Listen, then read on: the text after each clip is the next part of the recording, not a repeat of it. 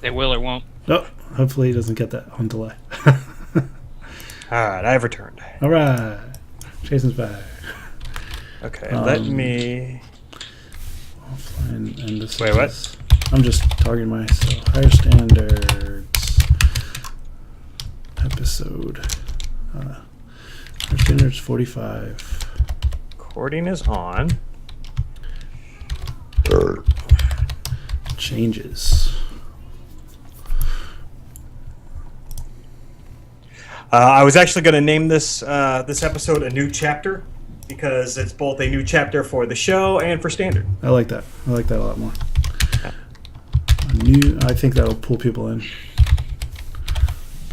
Is this kind of like A New Hope? Could be. Or no, wait, even better. Just a picture of me, the Great White Hope. You think we'll get to keep the podcast on MTG Cast if we do that? Ooh, I don't know. I guess it depends on the context and how people take it.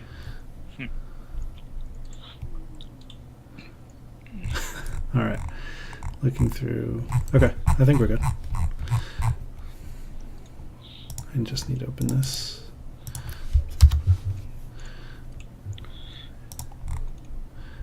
There was no SCG this weekend, correct? Nope. Just they had the states because it was the Pro Tour weekend. Everybody's going to be watching the Pro Tour, Yeah. so they do the Oh, that's right, SCG state. yeah. Did they release lists for that stuff? For the states. Yeah. No, that we probably won't see those until like maybe tomorrow, but probably more like Tuesday or Wednesday. That's fine. That kind of works better for us right now. Yeah. Concentrating on Pro Tour. Yeah. One of the I mean- members did very well in a states match, so. So yeah, we'll go right into the changes to the show. I've got it all here in the show notes. Renee not coming back. I'm just gonna quickly address it. Not harp on it too much. Just be like, there was no bad blood, no falling out. We just we're kind of going in different directions creatively. We'll pimp Card Confidants, and then we'll mention Bob as a new member. Do we know her new cast? Yeah, it's called From the Editor's Desk. Okay. Because she was an editor, so it's a play on words. Yes. Bob, you are so It's quick. clever. I know. I know. Really good at this. Yeah. Man, you are a pun guy. You're horrible. I know. I moved. I don't know if you can tell from the video, but I moved the orientation of how I set up the laptop so I'm not like right up against a wall to maybe alleviate some of the echoey sound that I have. Okay, I don't hear anything bad. I don't hear anything from you. Okay. Because that's one thing I also want to focus on is just improving the audio quality overall, which it'll help too when we have our own hosting. Yeah, when we can because- put it at higher Mbps, I'm sure that'll Yeah. solve a lot of issues. I gotta stop. Like, I don't know if you guys watch this stream at all, but For the Pro Tour? no, like our stream when we do this. But Yeah, I keep it up so I can see everybody. I am like the video or just the chat. Well, both. Okay, because I am constantly finger grabbing stuff all over my desk, and I need to just clear it the hell off because I fiddle too much. I mean, it's easy when I'm playing a game because I'm thinking, but yeah, not when I'm playing against Bob though. I gotta finger twiddle the pencil or something. I don't know. What, against me? Yeah, I'm easy to play against. I play aggro decks a lot. not last night. Yeah. No, last night I played a deck that couldn't win. It could grind for forever, just couldn't win. Yeah, that's what I felt it was. The grind against Spring Delayed is just, let's get to all of Chad's tutors. So how's that working out for you, Chad? You still running it? Yeah, I really like it. I'm tweaking it more. I want to actually look at some of the Pro Tour lists because I haven't seen anything. I saw one Pro Tour deck that had like 2 copies Okay, in it. because there were Yeah. 10 total 5-color Bring to Light decks is what they said. And one probably only did well enough to place. Yeah.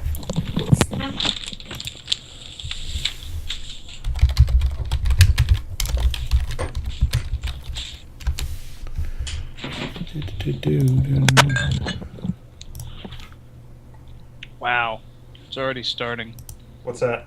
You know, I mean, listen, I'm not your parents or anything, but I don't have a problem. Shut up. I can No. quit whenever I want to. I don't have a problem. Only alcoholics have a problem. They go to meetings. Yeah. I'm a drunk. Alcoholics go to meetings. Yeah. Chad, I can never find your I'm gonna post it again like every single time. No. It's- I'll find it. No, It's pinned on the higher standards group. I don't want to go there. I feel too conformed when I go there. Yeah. I don't want to listen to people be upset about the state of the meta.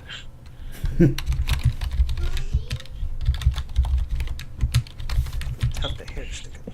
All right, do we do our 20 No, seconds? let's do that now. We should. That means I'm Hold on. definitely gonna pitch like when we get down to becoming more serious and swag. I'm gonna say we need to start a Kickstarter to change Jason's headset. that's fine. So okay, so yeah, starting now. Let's do 20 seconds of silence. Ready?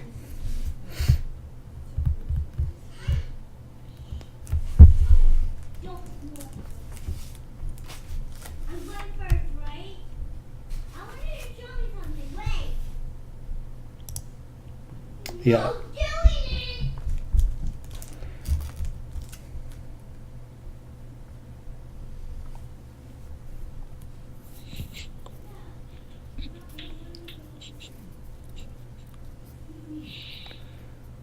All right, I did it for a little longer because of the Yeah. noise at the beginning there. My The daughter. face of displeasure you were making. I almost burst out laughing. My daughter's like going crazy right now. Well, and also like you were like tapping your desk or something, and it was like, like that's not silence. Chad, listen to me. You need to keep your backhand strong with those kids. All right, I'm gonna give you a piece of parenting advice. Oh, thanks. I This- find a this cattle come- prod works really well. This comes directly from the guy that won states yesterday, who I sat next to, Oh who god. had his son with him, who he made go play an iPad for 8 hours. Oh, damn. And every time he would come near him, would be like, "Just go play on your iPad. Don't." No, he's been at Gamers Vault with his 4 children that he's got, and he's done that to them. It's Nuts. crazy. Like, anyway, this isn't being recorded, is it, Chad? On, Yeah, on stream it is, yeah. Oh, okay, that's fine. I don't think he's in the Facebook group. probably not. So, But anyway, alrighty. Anything else before we start? no. So yeah, we'll just get right into it.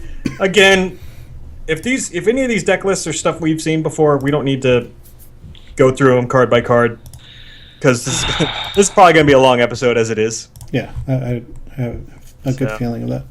Who's going first? So brevity is key.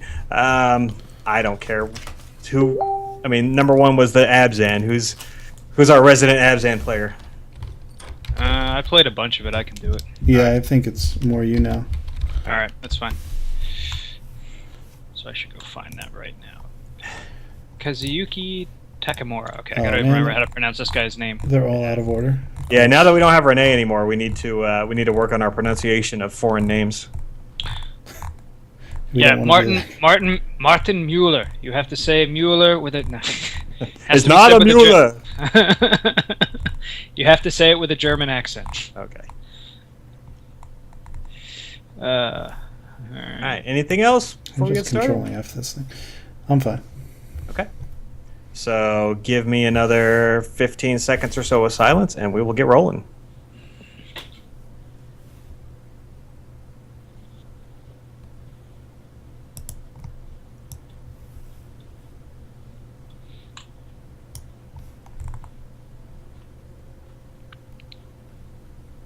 And we're back. Welcome back, everyone, to the Higher Standards Podcast. This is episode 45.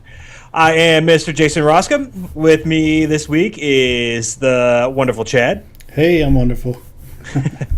and the ever elusive Bob. I'm that Deathmas Raptor that just doesn't go away. Exactly. Everybody hates you. He's got Megamorph. So This is episode 45, and we had a Pro Tour this week. We had a whole lot going on, but first, as we talked about last week, we want to go ahead and talk about some changes that are coming up to the show, because mostly Chad and I kind of sat down, and then we had another meeting with Bob, and we decided we wanted to take the show in some new directions.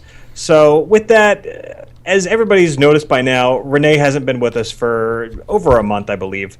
It first started off, her and Trevor were moving. They were moving up to Boston, I think it is. Yes. And, she had to take some time off. And there was really no falling out, no bad blood or anything, just between those guys moving away and then Chad and I deciding we wanted to take the show in a new direction. We've decided to officially part ways. So Renee will not be coming back as our third host. But again, we wish her nothing but the best. She's been a fantastic voice for the female community in Magic, and she continues to do so. She still has her own solo podcast that she's been recording for the last couple of months over at the cardconfidants.com website. You can check that out. I believe it's called From the Editor's Desk. And Yes. she's also does some writing too. I know her articles were always good with when she wrote for Bro Deals with you, Jason. Yeah. And she's writing somewhere where is it? Is Card it Confidants. Yeah, Yeah, it was- cardconfidants.com. Yeah, it was pretty much the whole Deals crew ditched the name, moved on to a new website, and that's what Card Confidants is. But they cover more than Magic. They cover like Hearthstone, deck building games, things like that. And if you guys like all of the form of that, you can thank Renee because she did all the editing, which is, I can tell you, having been an editor, a totally thankless job. Oh, yeah. So again, go check that out. We wish nothing Renee but the best, and hope to even have her back on the show at some point to just kind of update us on what she's been up to. And with that, as Bob has been here now for the last, is this your fourth episode in a row with us? Yeah, I believe so. I don't know. I just keep coming on and nobody boots me off the Yeah. channel. Well, we've decided to make it official, so Bob is now our official third crew member. So hopefully you guys like him because he's here to stay. Again, he's at Death Miss Raptor. We can throw a listener poll up and see if they want me to stay. Ooh, yes. Kick him off or no? Thumbs up or No, thumbs actually, that's a really bad idea. Don't do that. Yeah, you see how you don't many want to hear people- their responses. you see how We've many got people some wanna pretty thumbs unforgiving down on listeners. So, Chad, you got anything to say about that? Yeah, Chad? everything. Can you hear? Oh, Did we lose Chad? no, I'm here, guys. I'm sorry. So, He has nothing to say about it. That's how upset he is about me. I know, right?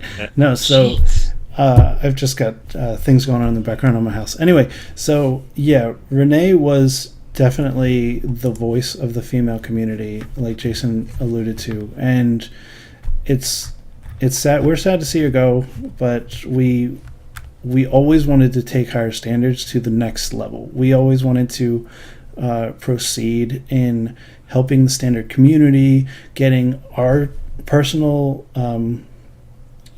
investment in Magic to the next level. We hope that we can improve ourselves, and while we're doing that, we hope that we can improve you. We hope that we've already done that with the past 44 episodes, and Yeah. we will proceed to do that with 45 through XXX. And Yep. I'll just leave it at that. Yeah, and You're assuming we're going to make it to triple digits, huh? I would love to make the triple digits. almost halfway there. 100 But- would and- be amazing. And speaking of improving and everything, that's another one of the new changes or new focuses of the show that we're going to be making. We want to become more serious. We want to become more serious ourselves as far as our standard game goes, and also as far as getting good information to you guys. We started last week the Bad Beats segment, which was not really just talking about bad things we did or whatever, but kind of tying it all into a lesson, like things to learn from. And we're going to continue to do that. And in addition to that, we're also going to be working to get more guests on the show. Yes. So top level players, be it pro players or even some of the big SCG grinders. I know we have a lot of those guys here in the local area. So we've got some inside tracks to getting some of these guys on the show.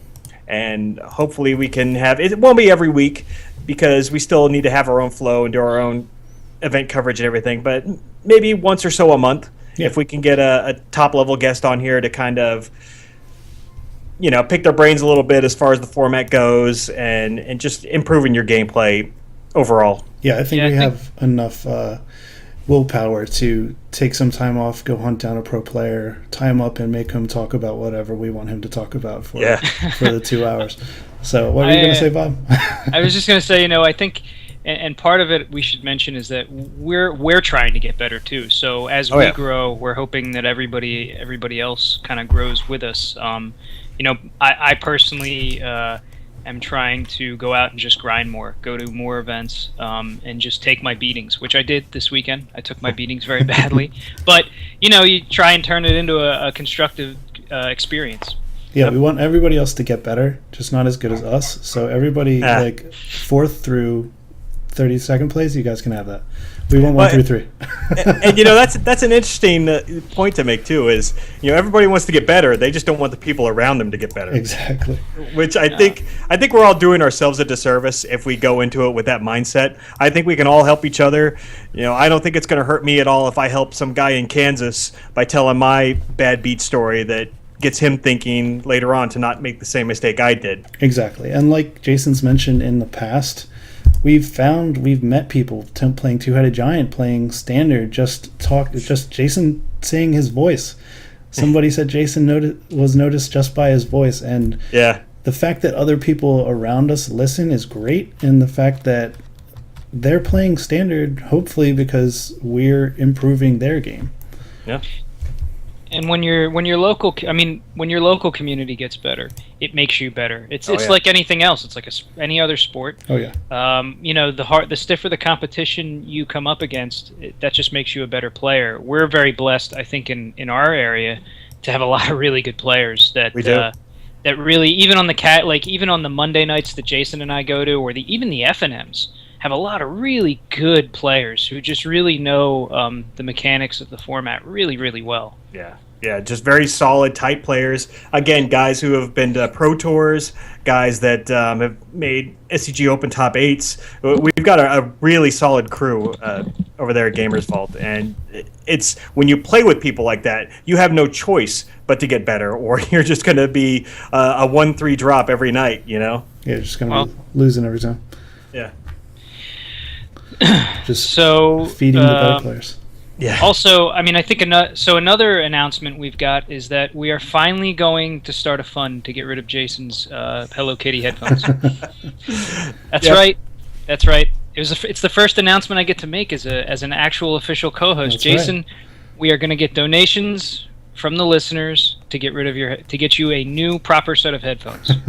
Yes, to remind everybody who's not watching on the stream right now, I've been having to borrow my wife's pink Beats headset because I don't have one of my own. Oh, we can And- just do a bad beat section. Jason, you can fess it up. It's yours. I think they go with your eyes, Jason. Really do. Oh, thank you. I appreciate that. that's actually a good segue into another area I wanted to talk about that we're trying to improve, and that's the audio quality of the show. Because MTG Cast has a lot of restrictions as to the file size and the audio quality that we can upload. And one of the things that we're going to be changing coming up is within the next week, hopefully, we're going to have our own podcast hosting, which means we're going to be going up onto iTunes on our own personal channel. We're also going to be up on all of the different podcasting apps. If you don't have an Apple device, you can still get it on some of these other podcasting apps that are out there for Android or whatnot. We're still going to be posting to MTG Cast every week, but posting to our own hosting website allows us to produce higher quality audio files Yes. and also get it out exactly when we want it to, because when we upload to MTG Cast, we're kind of at their mercy as to when they want to approve the show, which normally Chewy's really good about, but sometimes it does sit there in the queue for a day or two. And we want to get the podcast out the day minute it's supposed to be out, and putting it up onto our own channel is the best way to do it. True. I was serious about the swag though. We've talked about also doing a Kickstarter or Teespring campaign to get some gear out to you guys, the listeners. Yep. Maybe even look into playmats, deck boxes, sleeves, that sort of stuff. We're looking into it, but it's on the horizon. Yeah, and if you're interested in any of this stuff, be it a T-shirt with a Teespring campaign, or playmats, sleeves, deck boxes, or whatever through a Kickstarter campaign, let us know what you want to see, because it's all for the listeners. Yeah, exactly. And everybody kind of knows what our Higher Standards logo is.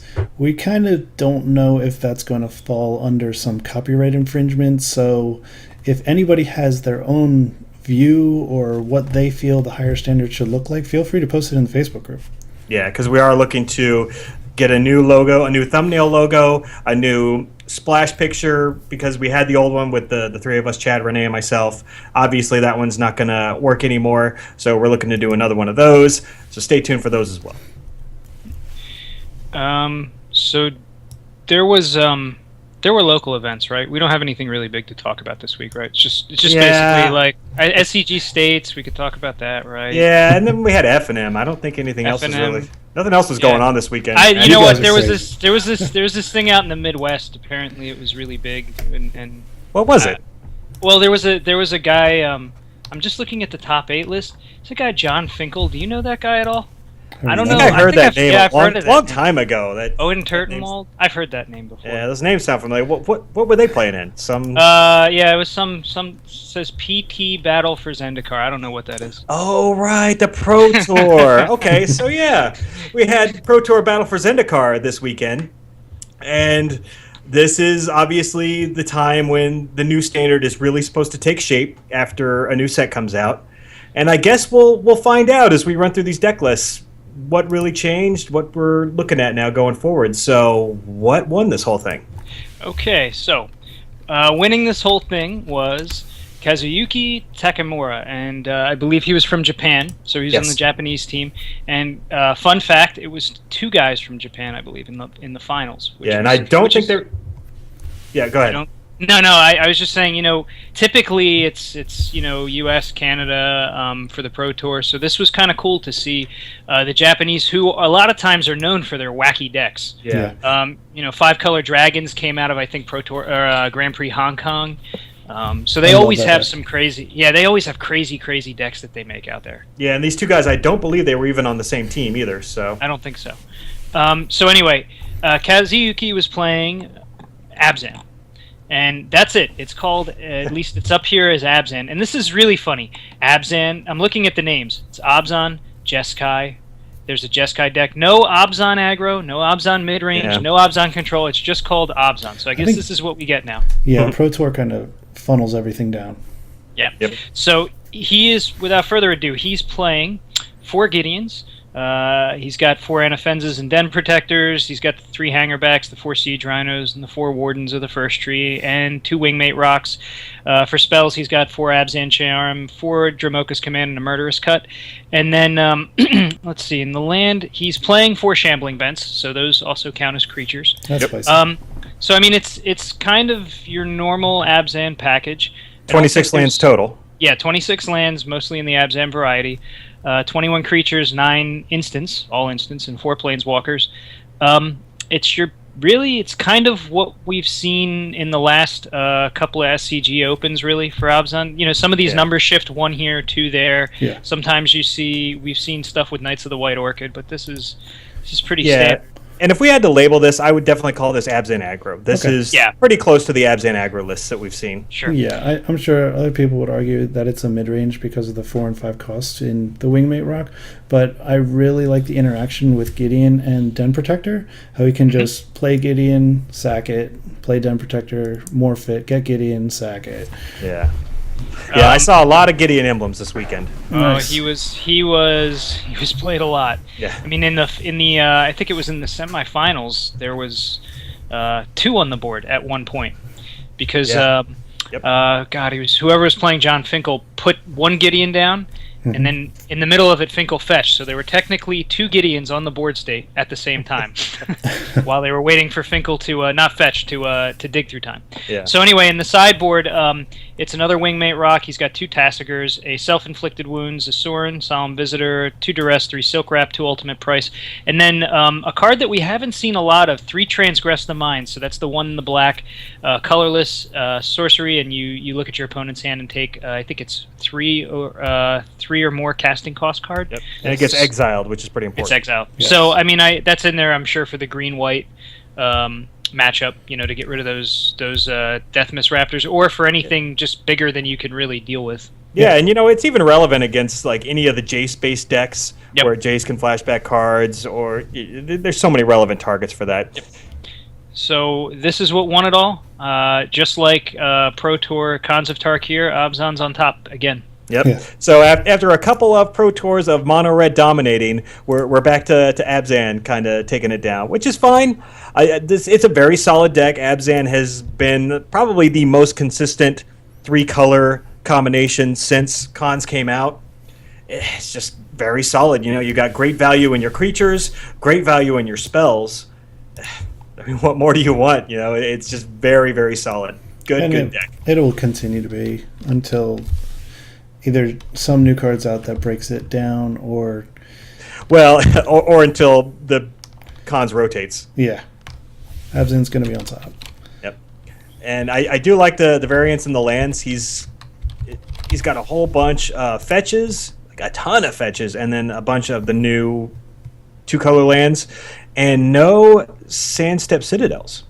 So he's None. playing Abzan and none of the Tri-land that comes into play tap. You've seen a lot of the Yeah. Tri-lands phase out. I mean, some of the Jeskai decks were running them, but particularly in the Abzan decks, aggro in particular, you don't want tap lands if you don't have to get away from them. And I think with the fetches and the dual lands, you kind of don't need them anymore. Sure. Yeah. Not as much. No, not really.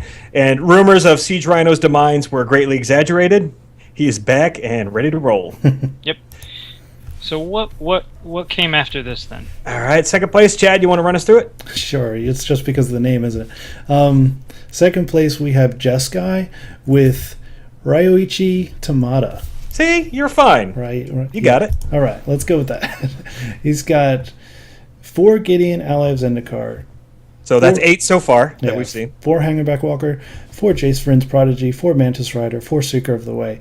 In sorceries, 3 Treasure Cruise, instants, 4 Fiery Impulse, 4 Jeskai Charm, and 4 Valorous Stance. That's a lot of instants.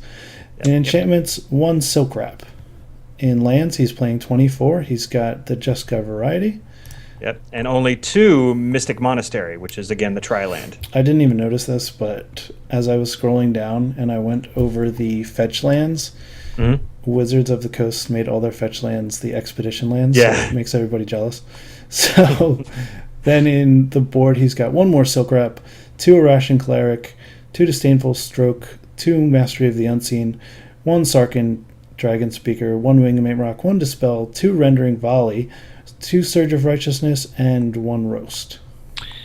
So an interesting trick I saw with this Jeskai Charm in a lot of the feature matches that they had is they would wait. Players who were playing this in their deck would wait till somebody fetched and then charm a creature back on top, Yeah. Ooh, which I like is it's an awesome trick. Clever. And I saw it get used a lot on both Hangerback Walkers and on Tassigers.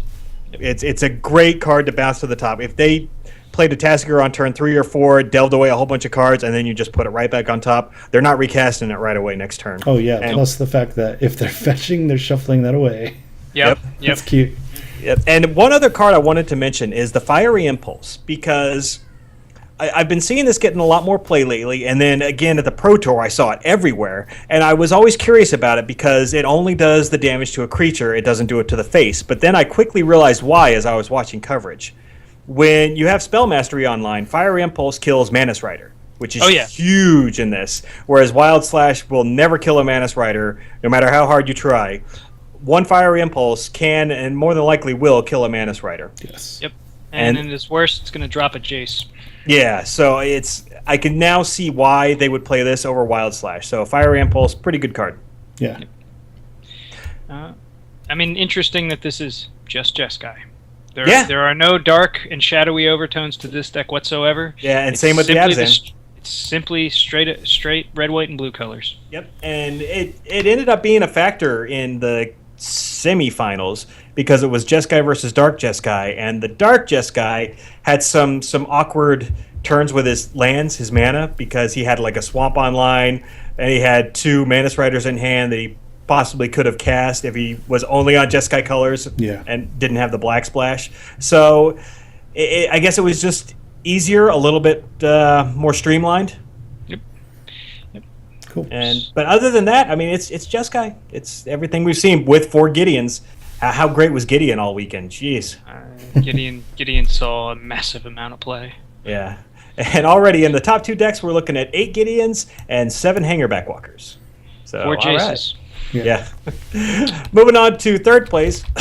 Sorry about that. We were talking about the Dark Jeskai list. Well, one of them did still make it up pretty high, and that was Hall of Famer, Magic legend. I don't think anybody has any more accolades than this guy, John Finkel. Yes. He was on the Pantheon team, and they were on this new build of Dark Jeskai, or Jeskai Black, as it's been called in the SCG circuit. So I'm going to run down the list because it is a bit different from what we've seen before. He's running 1 Sarkin the Dragon Speaker, who has been kind of making a comeback. For creatures, he's got 14. 1 Dragon Master Outcast. We've talked about him a lot recently. Yes. 4 Jace, Prince Prodigy, because it's Jace. 4 Manus Riders, because Manus Rider's really good right now. 2 Soulfire Grandmaster, and then 3 Tassiger the Golden Fang. This was the biggest change this team made to the Dark Jeskai lists going into this weekend, which he seemed really good. He worked out really well for them because you're running so many fetch lands and so many early removal spells that you're getting this guy online really quick, and he was just a solid card. And then the ability to buy back spells with him, if you actually get to untap with him and use his ability, is just amazing. So you have to Tangles play. with Siege Rhino. You have to play really well with your exile effects when you're delving in order to get the perfect card back. Yep. And in his spells, he was running 4 Crackling Doom, 2 Dig Through Time, which I don't believe the Jeskai Black decks were really running this before, at least not in the main. But they're running. Todd Anderson's list ran only 2. So okay. We've seen it once before. All right. So 2 Dig Through Time, 2 Dispel, because we talked about this again last week. Everybody was kind of cheating Dispels into their deck lists, and it's pretty relevant. I heard a good friend of mine, Bernard, here locally, was complaining that he was getting dispelled every single game in every round of the SCG states. So I thought that was pretty funny. He's also running 2 Fiery Impulse, we just talked about. They're upping the Kolaghan's command count to 3, also running 3 Ojutai's commands, so that's just a ton of value between those 2 cards. 1 Utter End and 2 Wild Slash. They're running 26 lands in the 4-color variety, and only it looks like it's 5. What's that? I was going to say no shambling, Vince. No, but they are running 5 of the tri-tap lands, 4 Mystic Monastery and 1 Nomad Outpost, and then a crap load of fetches and duels. Yep. Yeah. In the sideboard, he's running an additional Dragon Master Outcast, 3 Disdainful Strokes, which I saw a lot after sideboards, which were pretty relevant, 2 Radiant Flames, because as we talked about before, fantastic card, 3 Irration Cleric, 2 Duress, 1 Roast, 1 Felidar Cub, and 2 Exert Influence. Apparently Exert Influence put in a lot of work this weekend as well. That's the card that has Converge, where you can gain control of a creature that's, what is it, casting cost? No, its power is less than power. the Converge cost. So, yeah, that in most cases, that'll take a Siege Rhino, a Tassiger, a lot of stuff. Yeah. And I love this list. yeah, I play Grixis Control in Modern. I love Kolaghan's Command. I think it's a great card. yeah, I love the fact that they went up to 3 Kolaghan's Command in addition to the 3 Ojutai's Command. And the fact that you've got Jace to flashback any of those cards, so good. I mean, and Kolaghan's Command right now is not positioned badly. I mean, it hits Hangerback, which, sometimes you don't want to pop it, but and it brings back it brings back all your flip walkers. Yeah, really, really good deck. It's a shame Finkel couldn't come back, but I was watching the quarterfinals where he lost, and he just kind of flooded out and fell behind and just couldn't really get anything done. Yep. So, okay. Moving on to 4th. Chad, me? I don't care. You go for it. Me? Okay. Yeah, All right. I'm monitoring Twitch. We have some bots coming in here, but we're fine. Go ahead. Is that like MTGO where they want to sell us stuff? Yes, that's exactly what it is. All right, let me pull up this Abzan list. So in 4th place, we had Paul Dean. He was also on Abzan, going 8-2 in Standard. So he was running. Let me pull the list up a minute because I just lost it. It's not good. Ryochi, Paul Dean. So he was running 4 Gideon, 4 Anafenza, 2 Den Protectors, 4 Hangerback, 4 Siege Rhino, 4 Warden of the First Tree, 2 Wingmate Rock. So in his deck, he's only got 1 Silk Wrap. He's got 3 Abzan Charms, which we didn't see, I think, in the top Abzan list. No. Yeah, we did. We did. I'm sorry. Four. Yeah, So, yeah. No, the Silk Wrap is the difference, and there's a couple more Murderous Cuts in this Yeah, deck, and one less Dromoka's Command. Still running, and he's not running any Shambling Vents. Look at that. It's interesting. Nope. Okay, so this is this definitely seems fairly similar. Now in the sideboard, though, he's got some different stuff. So he's running 2 more Den Protectors for those grindy matchups. He's got an Ob Nixilis, probably for more the mid-rangey matchups. A Ruinous Path, 2 Tragic Arrogances, 2 Ultimate Prices, another Abzan Charm. He's got 3 Duress, Surge of Righteousness, and 2 Transgress the Minds. You know, it's interesting. You see the first SCG Open where Tarka Red dominates. Yep. So then you see the reaction in the next SCG Open where everybody's sideboard is full of, Surge of Righteousness and Arishan Clerics. I mean, some decks are splashing 1 red land with fetch lands just so they can play Radiant Flames in their sideboard. Jason, I'm sure you know all about that. I do. And when I look at these sideboards, they are not weighted as heavily on a Tarka Red. Now, Abzan Aggro, has an okay matchup against it. I mean, it's an aggro deck. You got plenty of blockers. But, I mean, just as I was scrolling down to get to this, I was kind of peering through sideboards, and it's starting to seem like people are, just 2 weeks off, are not as worried about the Red Menace as they once were. Yeah, I mean, and even despite the fact that Red's won the last 2 Pro Tours, so people know it's a legit deck. But, yeah, they're either not respecting it or think that they have a good enough game 1 that they don't need to. Which is when Red usually comes roaring back. So anyway, very fairly similar list. Sideboard's different, obviously. Seems very different, but the list itself is fairly similar to our first place list. Am I the only one who can not think about Paladin every time I see this guy's name? Yes, you are the only one. All right, fair enough. Right. That's a fan club of 1, Jason. We're not going to cover the next list because it's Owen Turtenwald, who is also a Pantheon guy. He was running the exact 75 as John Finkel. Mm-hmm. And it's funny, though, because Owen lost in the quarterfinals.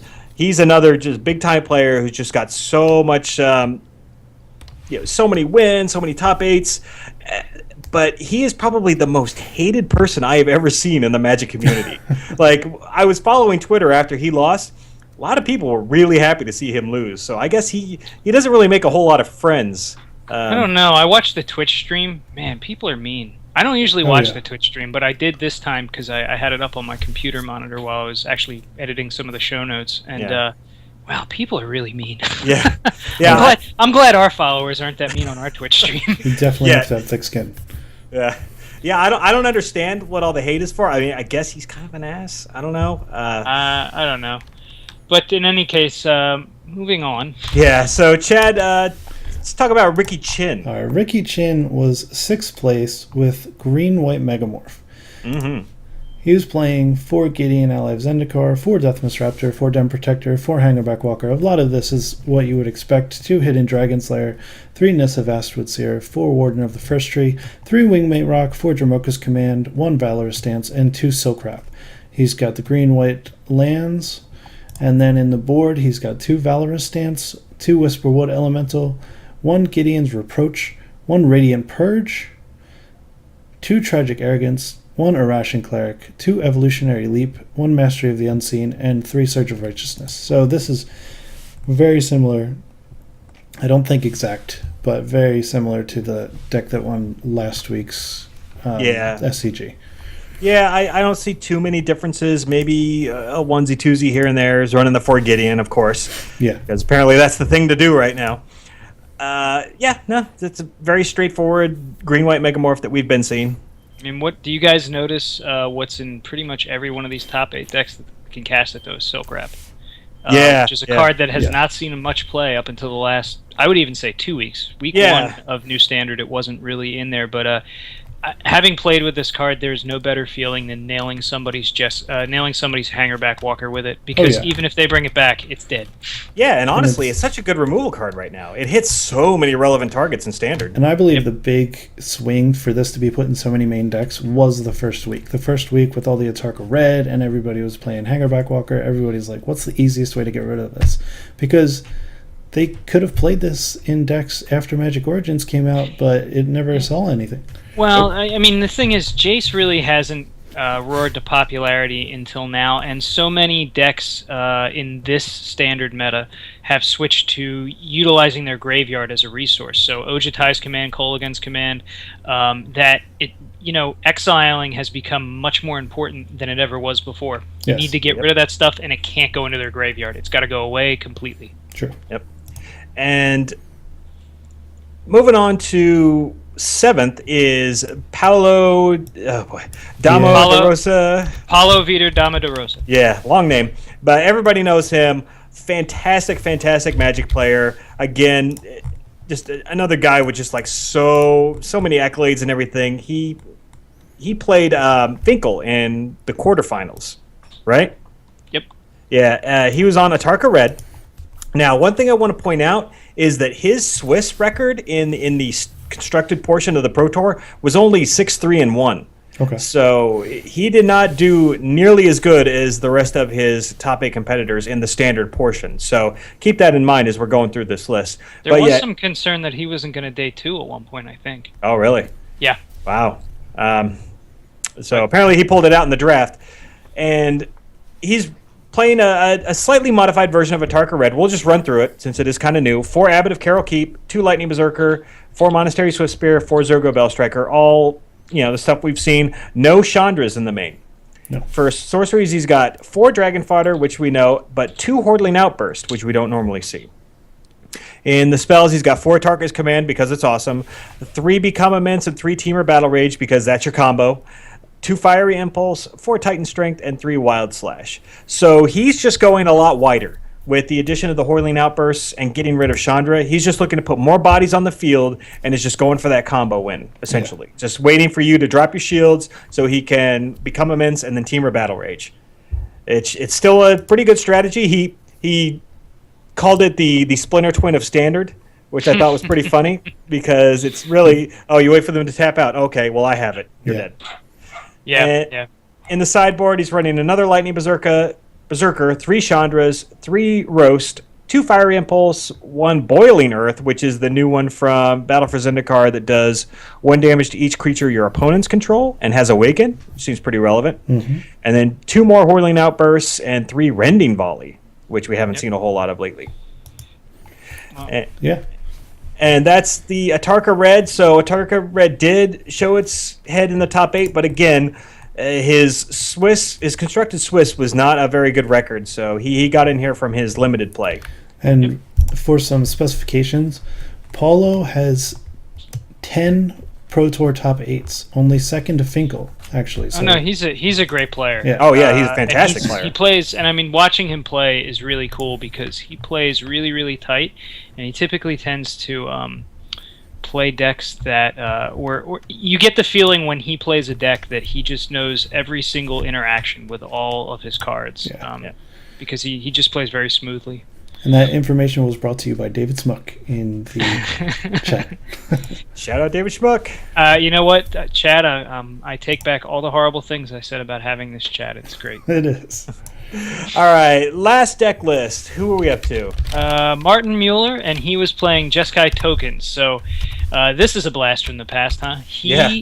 So he's running 4 Gideon Ally of Zendikar, 4 Jace Vryn's Prodigy, 4 Dragon Fodder, 4 Hordling Outburst, 4 Treasure Cruise, 1 Fiery Impulse, 2 Jeskai Charms, a Secure the Waste, which I think is really awesomely positioned for the meta right now, 3 Wild Slash, 4 Jeskai Ascendancy, so there it is. There's the card, the glue that holds this deck together, and 4 Silk Wrap. He's got 25 lands, all in Jeskai colors. I don't think he splashes for anything. Doesn't look like it. Nope. He is playing 4 Mystic Monasteries, 4 Battlefield Forges, which we haven't seen for a while. Yeah. So in his board, he's running another Fiery Impulse. He's got 2 Wingmate Rocks, 3 Disdainful Strokes, an Exert Influence, 3 Surge of Righteousness, 2 Crackling Dooms, 1 Dispel, 1 Negate, and Jason and mine's personal favorite, 1 Narset Transcendent. You know it. Finally, she sees play in a top 8 deck somewhere. Yeah. Hey, it's the sideboard of a weird Jeskai list, but hey, I'll take it. No. Don't bother me with details, Jason. Yeah. Just let me experience the moment right now. Let me have this. All right. I know she's not really well positioned, but I think she's just a cool planeswalker. Yeah. So this deck is basically your old Jeskai Tokens deck. Same strategy, Same deal as the last time. You're at, no more raise the alarm, so that's gone. But he supplements that with a secure the waste, which you got to pay one more to get 2 tokens out of. It's one, and it's a white and X, and then you get that many tokens. But it's at instant speed. Yeah. Plus, he's got this planeswalker that creates tokens, which is pretty good. Yep, and he's got a planeswalker that not only creates tokens, but then can kill himself, or maybe just drop himself down to 4 to give you an emblem that pumps them. So yeah, deck was cool. I saw the deck tech when they did this, and you could tell that Martin Mueller and the team he was on were just so excited to play this deck. Like when he was explaining how they got to this deck and kind of the story behind it, he was just so animated and like really just so happy to be able to be like, yeah, we're playing tokens. Everybody forgot about it, and we are playing tokens. Nice. Yep.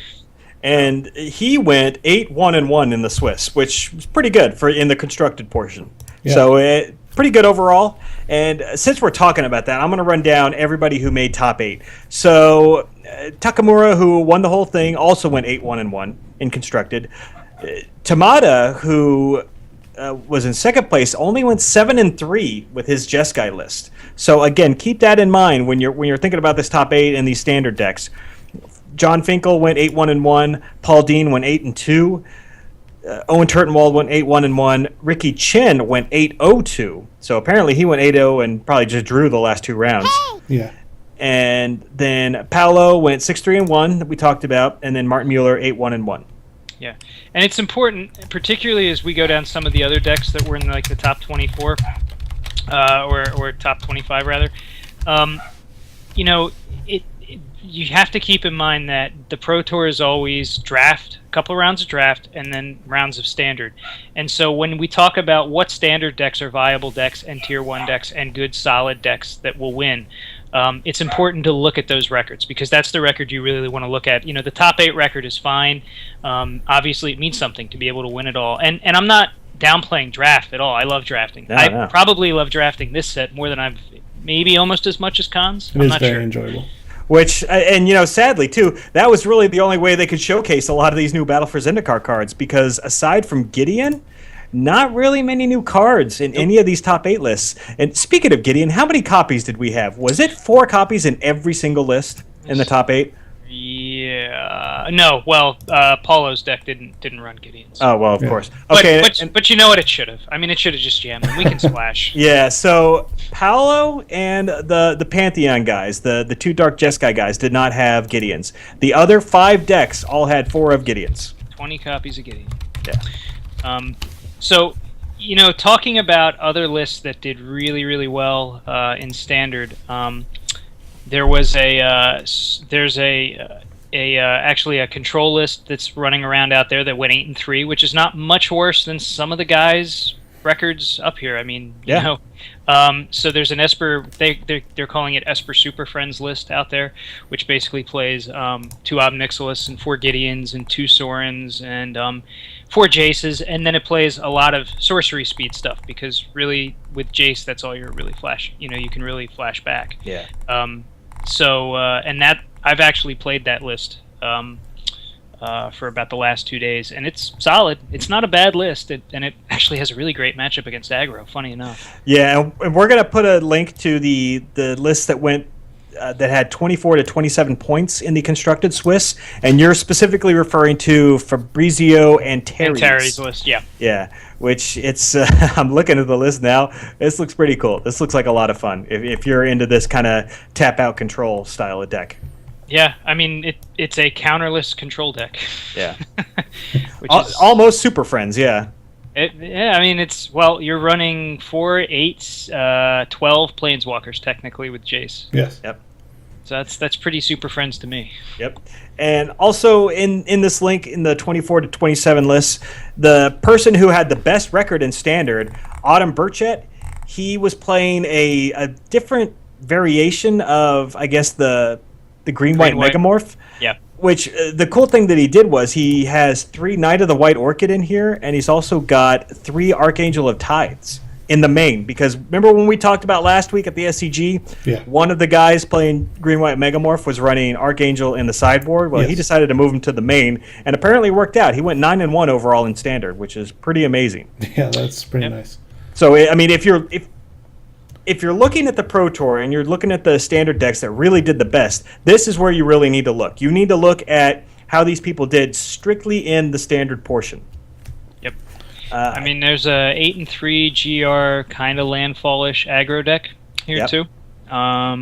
Sam Black, who did Sam Black built I guess what you would call a Naya tokens deck. Let's run that list. Yeah, go ahead and run through that, Chad. All right, Sam Black playing. What was it? Ban tokens or Naya? I think it's just Naya tokens. I'm not seeing any. No, I'm seeing Bant. I'm seeing. Oh yeah, no, and he's got blower. Yeah, he's got Dispels in the main. Okay, I'm sorry. So yeah, it's Bant. 4, of course, Gideon, ally of Zendikar. 4 Hangerback Walker. 3 Elvish Visionary. 4 Nissa Vastwood Seer. 3 Wingmate Rock. 1 Planar Outburst. I think that is getting ready to come out of the woodworks. 2 Dispel. 3 Secure the Waste. 4 Silk Wrap. 2 Stasis Snare. 4 Entreat to Emeria. We'll get back to that. Retreat to Emeria, my bad. And 1 Quarantine Field. So, Retreat to Emeria is 3 and a white enchantment uncommon from the new set, Battle for Zendikar. It has landfall whenever a land enters the battlefield under your control. Choose 1. 1 is put a 1/1 white core ally creature token onto the battlefield, and the second is creatures you control get +1/+1 until end of turn. Pretty good with your hangerbacks and all those Gideon tokens. Yeah, I would think in most scenarios he's going to just be giving his team +1/+1, unless it's still fairly early in the game. Yes. And just imagine if you had more than one of these on the field, and you drop a fetch land. You drop your fetch, get a trigger for each one, crack it, get another land, so all your creatures are getting +4/+4 until end of turn. Seems really good. It's a great card in limited. It's an absolutely stunning card in limited if you have the right deck for it. Yeah, and I think he was under the 8-3 list, so he went 8-3 with this, which at a Pro Tour is still pretty darn good. Yes. If I took any standard deck to the Pro Tour and went 8-3, I'd be ecstatic. In the board, he's running 4 Surge of Righteousness, 2 Valorous Stance, 2 Erase, 2 Evolutionary Leap, 1 Negate, 1 Oblivion Sower, and 3 Den Protectors. Yep. So, and there were 2 other decks kind of running around that I saw, and neither one of them made it. I don't think either one were in the top 25.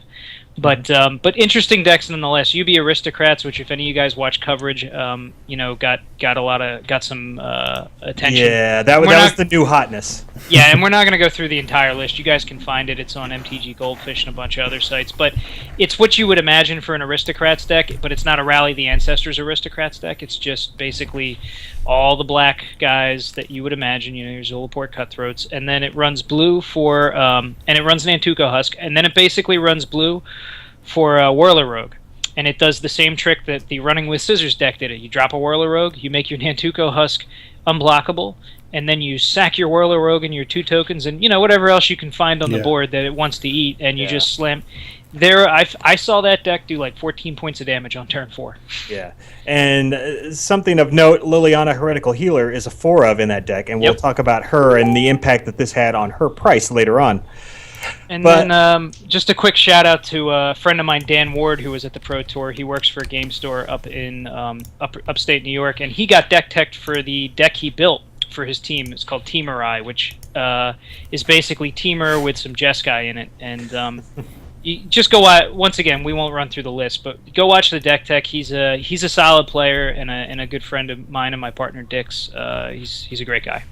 There's another list that I do want to cover from the 8-2-1 bracket. Okay. It is by I'm sure I'm going to butcher this name, Heo Shan Huang.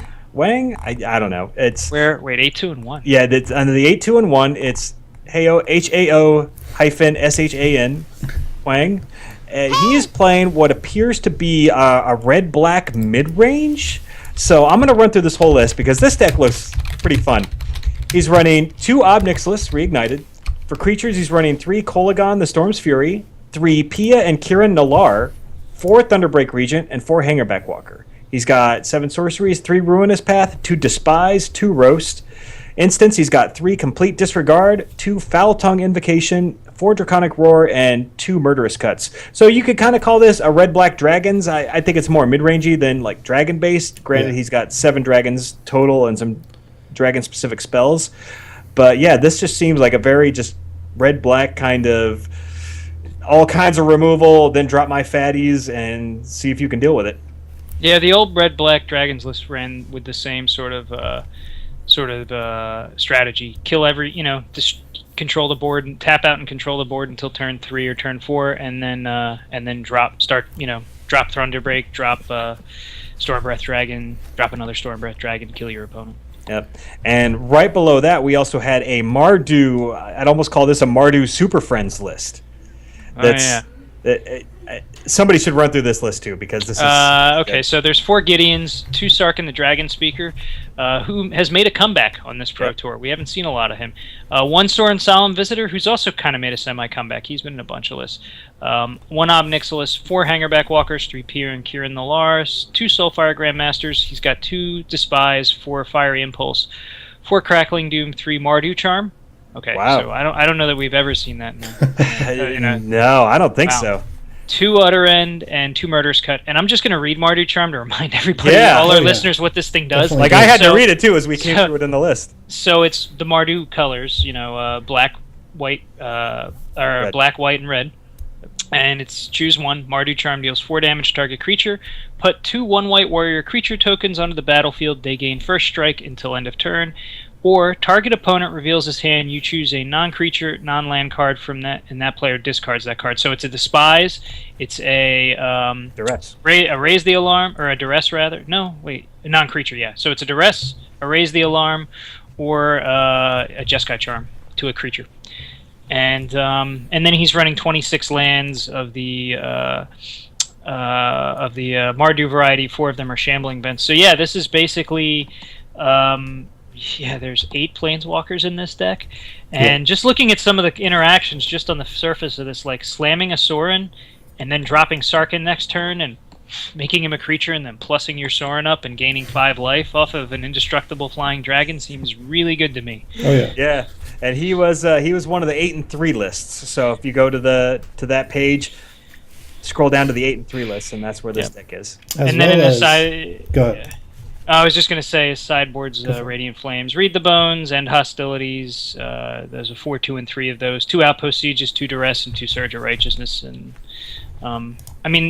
any of these lists that we just talked about, I think even some of the lower ones are probably still solid decks. Yeah. Probably, you don't get to this level by playing horrible decks. Right. Well, I'm sure maybe some people have, but that's not a norm. Yeah.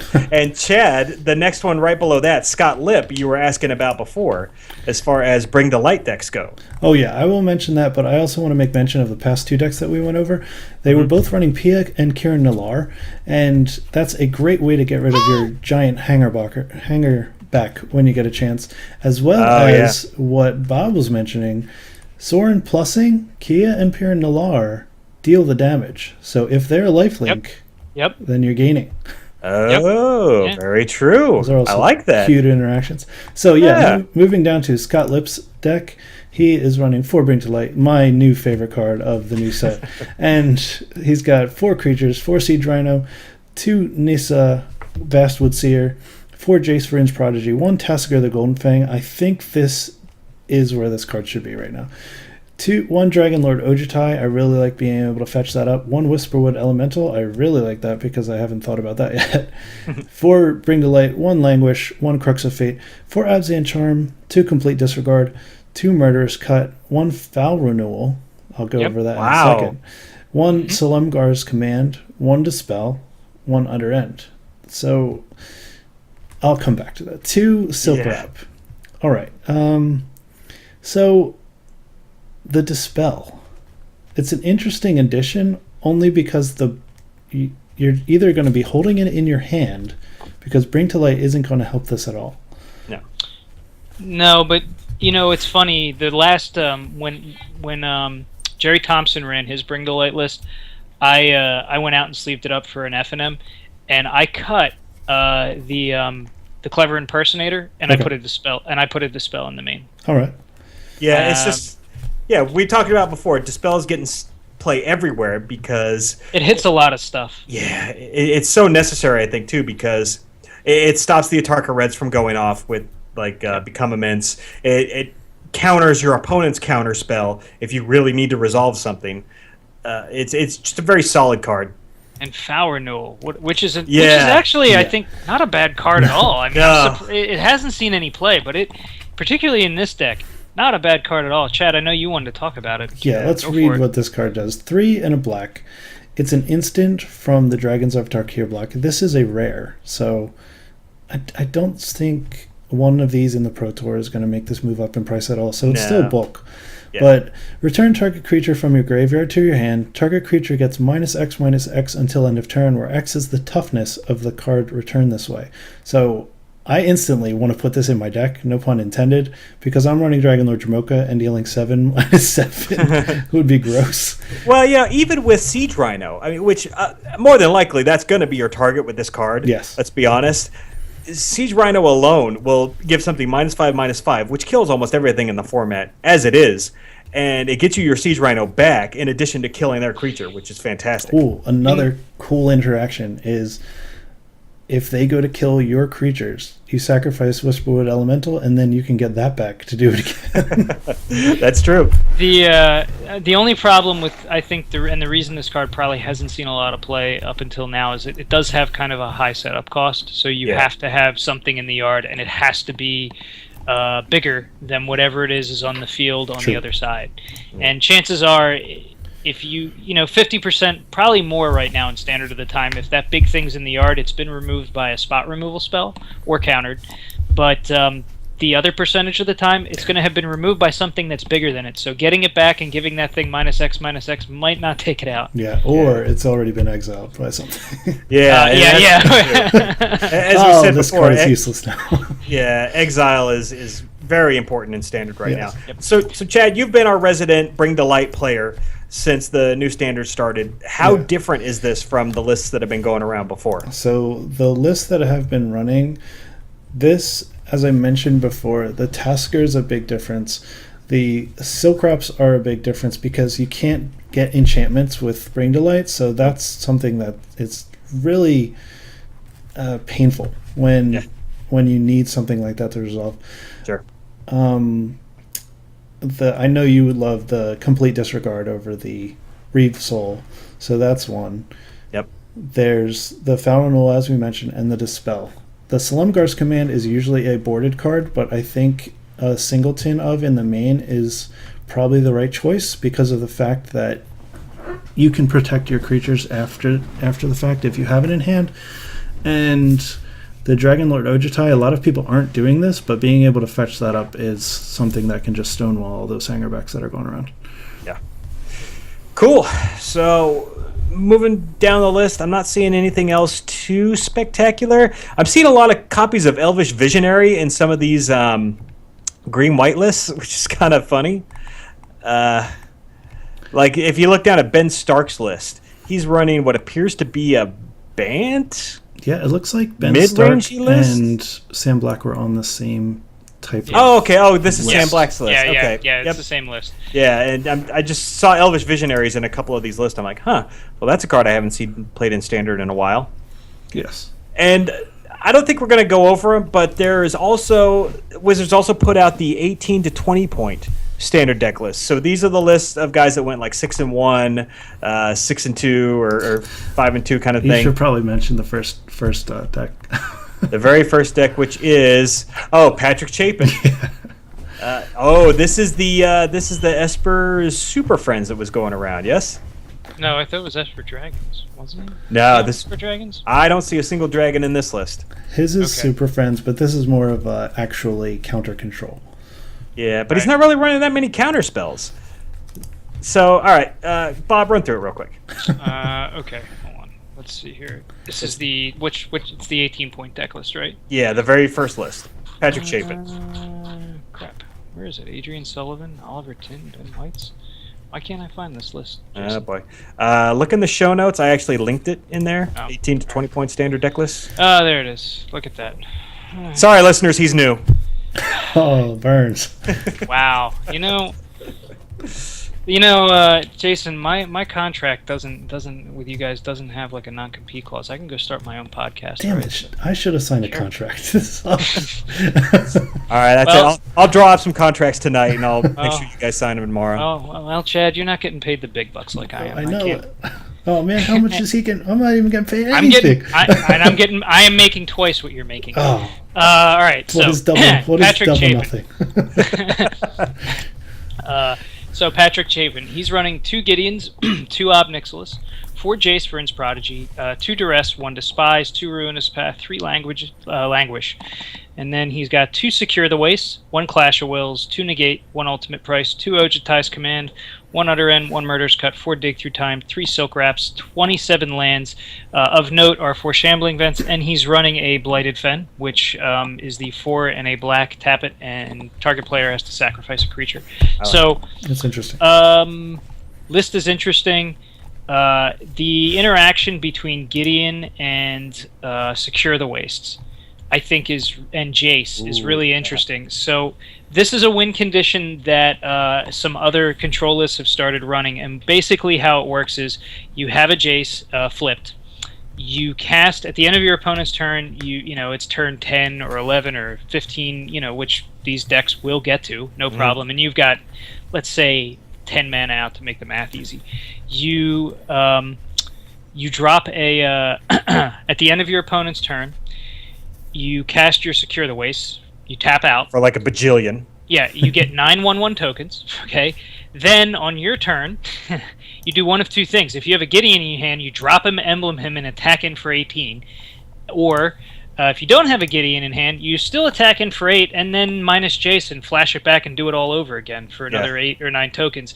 The point is that in the current standard meta, where Crackling Doom is the king of removal, Ruinous Path, or spot removal is the king of removal, and Silk Wrap, as we've seen a lot of. This gets around them and just goes so wide that they can't do anything about it.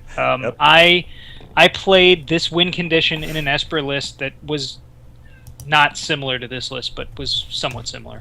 Yeah. And I did that exact thing to my opponent. I dropped in one game. I made 9/1/1 tokens, untapped, dropped a Gideon, emblemed him, and swung in, or not dropped a Gideon, flashed it back and did it again.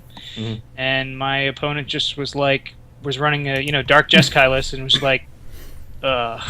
Because they had not boarded in Radiant Flames for game 2, that's for sure. Yeah. So. And speaking of sideboards, I like how he has kind of a transformational sideboard with the dragons. He's got 2 Dragonlord Ojutai, Salumgar, Dragonlord's Prerogative, so he can kind of go into a dragonish build post sideboard. Yep. And I feel like that's for the same reason Bob was mentioning. I'm sure that after Secure the Waste is shown from the main game, they're gonna go straight for Radiant Flames, and that's when you can just board those out for your dragons. Yeah. Yep. And so a bunch of other interesting lists also in this 18 to 20 point link, which we'll put that and the 24 to 27 point links in the show notes. So let's break this down, guys. We've talked about the top 8. We've gone through the standard rankings from up to the 27 points and then the 20 points. How do we feel about standard right now? Because if you watch initial reactions to the top 8, everybody's like, oh, it's the same old decks, it's not diverse, no innovation, blah, blah, blah. What's your response to that? So, are we taking turns? Yeah. Chad, we'll start with you. All right. So Abzan will always be a thing. The fact that it got first place doesn't make it the best deck. Right now, I feel that Jeskai is the best positioned deck based on all the cards. And if decks like Secure the Waste are things that can break it, it's going to take a week or 2 for that to happen, because I feel like Jeskai just has the immediate aggressive foot forward, and then later in the game they can just control everything. Jeskai is a very, very flexible deck, particularly the Dark Jeskai deck, because you can drop a Manus Rider on turn 3, and at worst, Manus Rider is a lightning bolt. Okay, it's going to hit your opponent for 3, unless they can immediately answer it. Then when they untap, they have to answer it, or it starts taking out not unsizable chunks of their life. If you can get 1 or 2 of them out there, you can just sit back on untapped mana for the rest of the game and slam your opponent. Right now, and you guys can easily correct me or boo me if I'm saying this wrong, but I think Manus Rider is the current Delver Secrets. Maybe not as just completely bonkers, but I could see it. It is the exact tempo card that these Jeskai decks want. Yeah. You want to land that, protect it, and just use that to eventually grind out the game. So, Bob, overall diversity. I mean, we talked about Abzan, we talked about Jeskai. Is that it? Or is it just 2 decks in Standard from now on? No, Standard's very diverse. No, because that's not what everybody is saying on like Twitter and Facebook, and everybody's saying this is a boring format now. Our Magic community, I think, is very apt to hyperbole, and we do. I mean, I do it. We all do it. I mean, it's kind of been ingrained in the community itself. The decks that are out there, I think, are quite diverse. You have just even on the top 8, there's 4 different decks.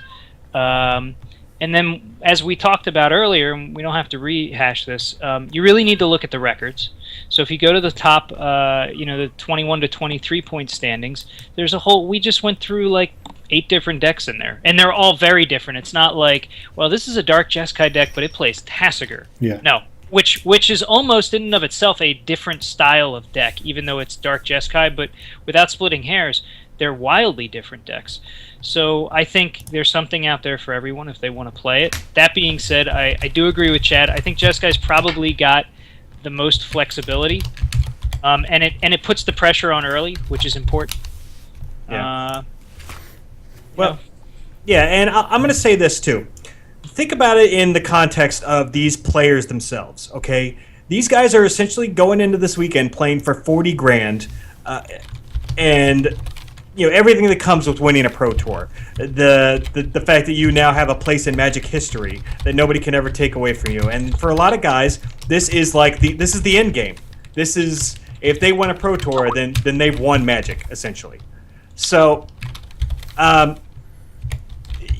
they're going into this weekend playing it safe in a lot of these cases. Like, a lot of these guys are probably fantastic limited players, but they may not be the greatest constructed guys. So what do you do in that situation? You probably just pick a safe deck like an Abzan or a Jeskai, and you just kind of run with it, hope you do well enough in constructed, and then roll into the top 8. And I think that's what some of these guys probably did. You just got to think about it from these guys' perspectives. They don't care about the 30,000 people watching on Twitch that are watching for new innovative decks. They just want to win. They just want that $40,000. They want that Pro Tour championship. They could really give a crap about what the rest of us think.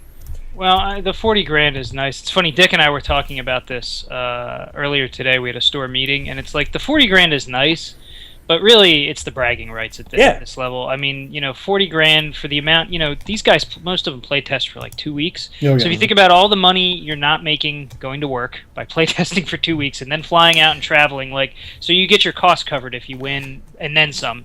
But still, it's not a living. It's the bragging rights. Yeah. It's also the fact that once you get to that type of level, you have the option, especially if you're winning, to take sponsorships from wherever they're given.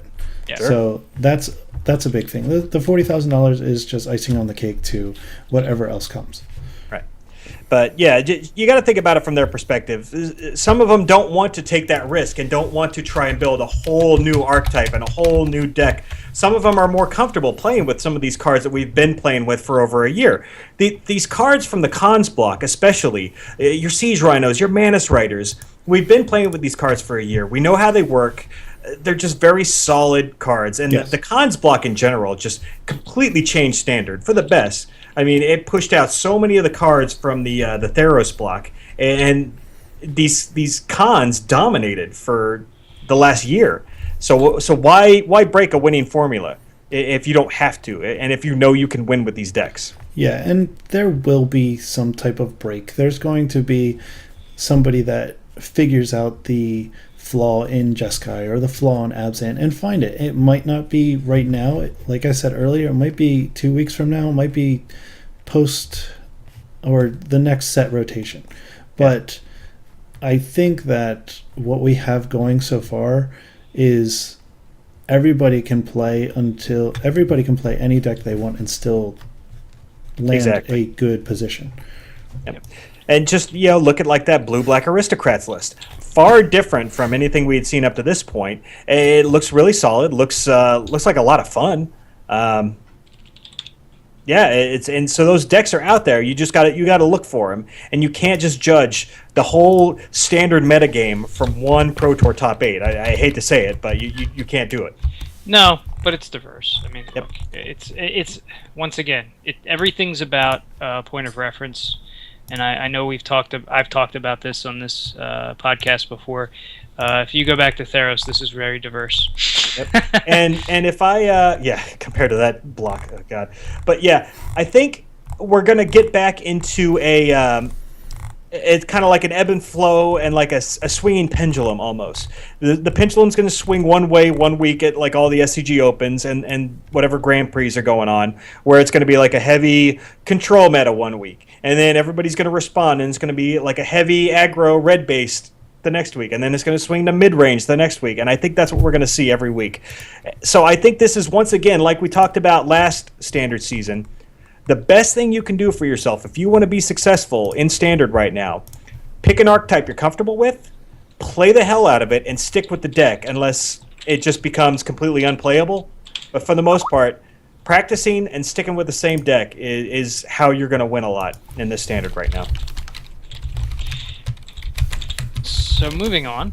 Yeah. 'Cause I think Once you guys are all done typing over there. I'm trying to get myself into the chat room, Jason. All right, the listeners want to talk to me, and I want to talk to them.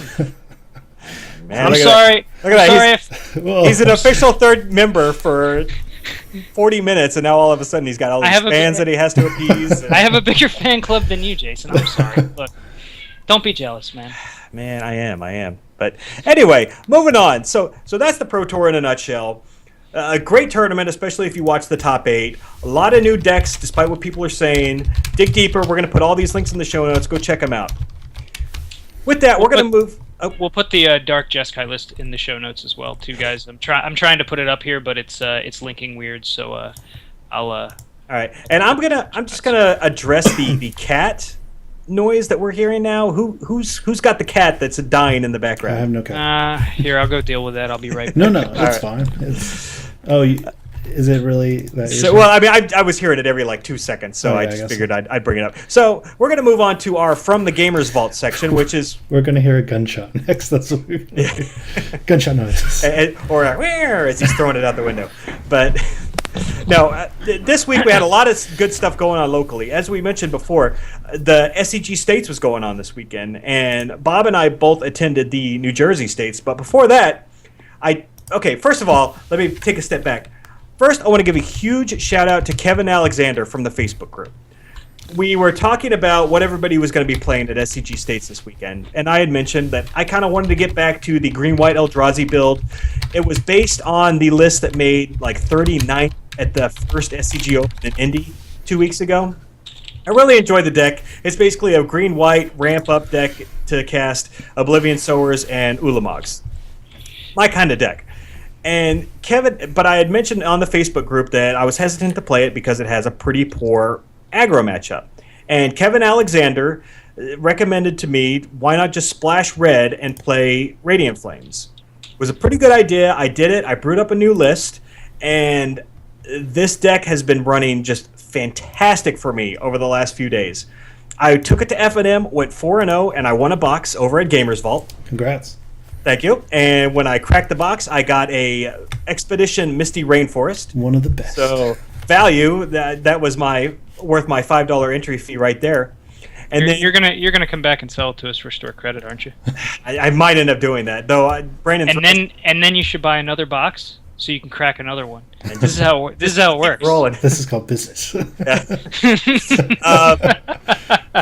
But so I made one tweak to the deck after FNM. I just changed one land and one sideboard card, and then I took it to SCG States, and I ended up going 5-2 in the Swiss.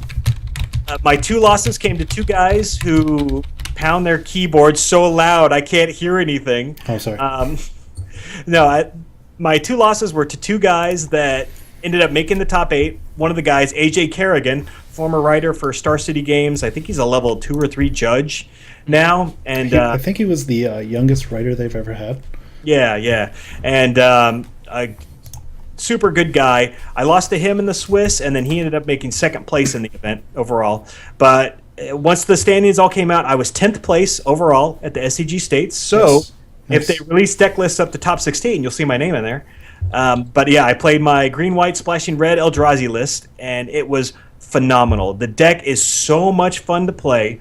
I absolutely love it, and I can't thank Kevin Alexander enough for giving me the splashing red idea for Radiant Flames, because I caught so many people off guard with that. I'm sure. It was fantastic. And it seemed like I was playing all abs and control and all green, white, Megamorph all day, and Okay. my matchup against those decks is just wonderful. Nice. So, yeah, Uh, over those 2 days, I went 9-2 with the deck and got a ton of prizes. Oh, and I won half a box, 18 packs for coming in 10th place at the States. And in those packs, I cracked regular Gideon, a foil Gideon, and a Drana, the black mythic creature. She's going to be moving up.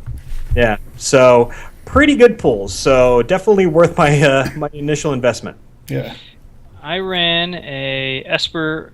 I called it jokingly Esper Dragonless list, Mm-hmm. and I talked about it a little bit with the Secure the Waste and Jace basically as a win condition, as well as a lot of Awaken cards, and it was really a draw go sort of Esper list. And this was kind of And- based off of the Jim Davis article that came out. It was a combination of a Jim Davis list and a Sahin Shirani list that I saw. I liked both their lists, different pieces of it, so I kind of Jim Davis had the Secure the Waste win con, and Shaheen had a lot of exile instant effects, like complete disregard and stuff.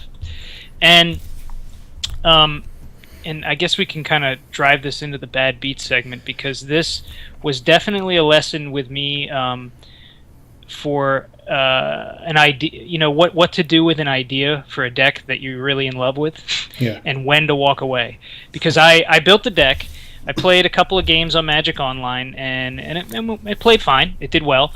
So I decided to take it to F&M, and I went 2-2, but mostly because of boneheaded mistakes, because the deck is very unforgiving, and I just, I was learning how to play it. Yeah. So then I took it to States, and I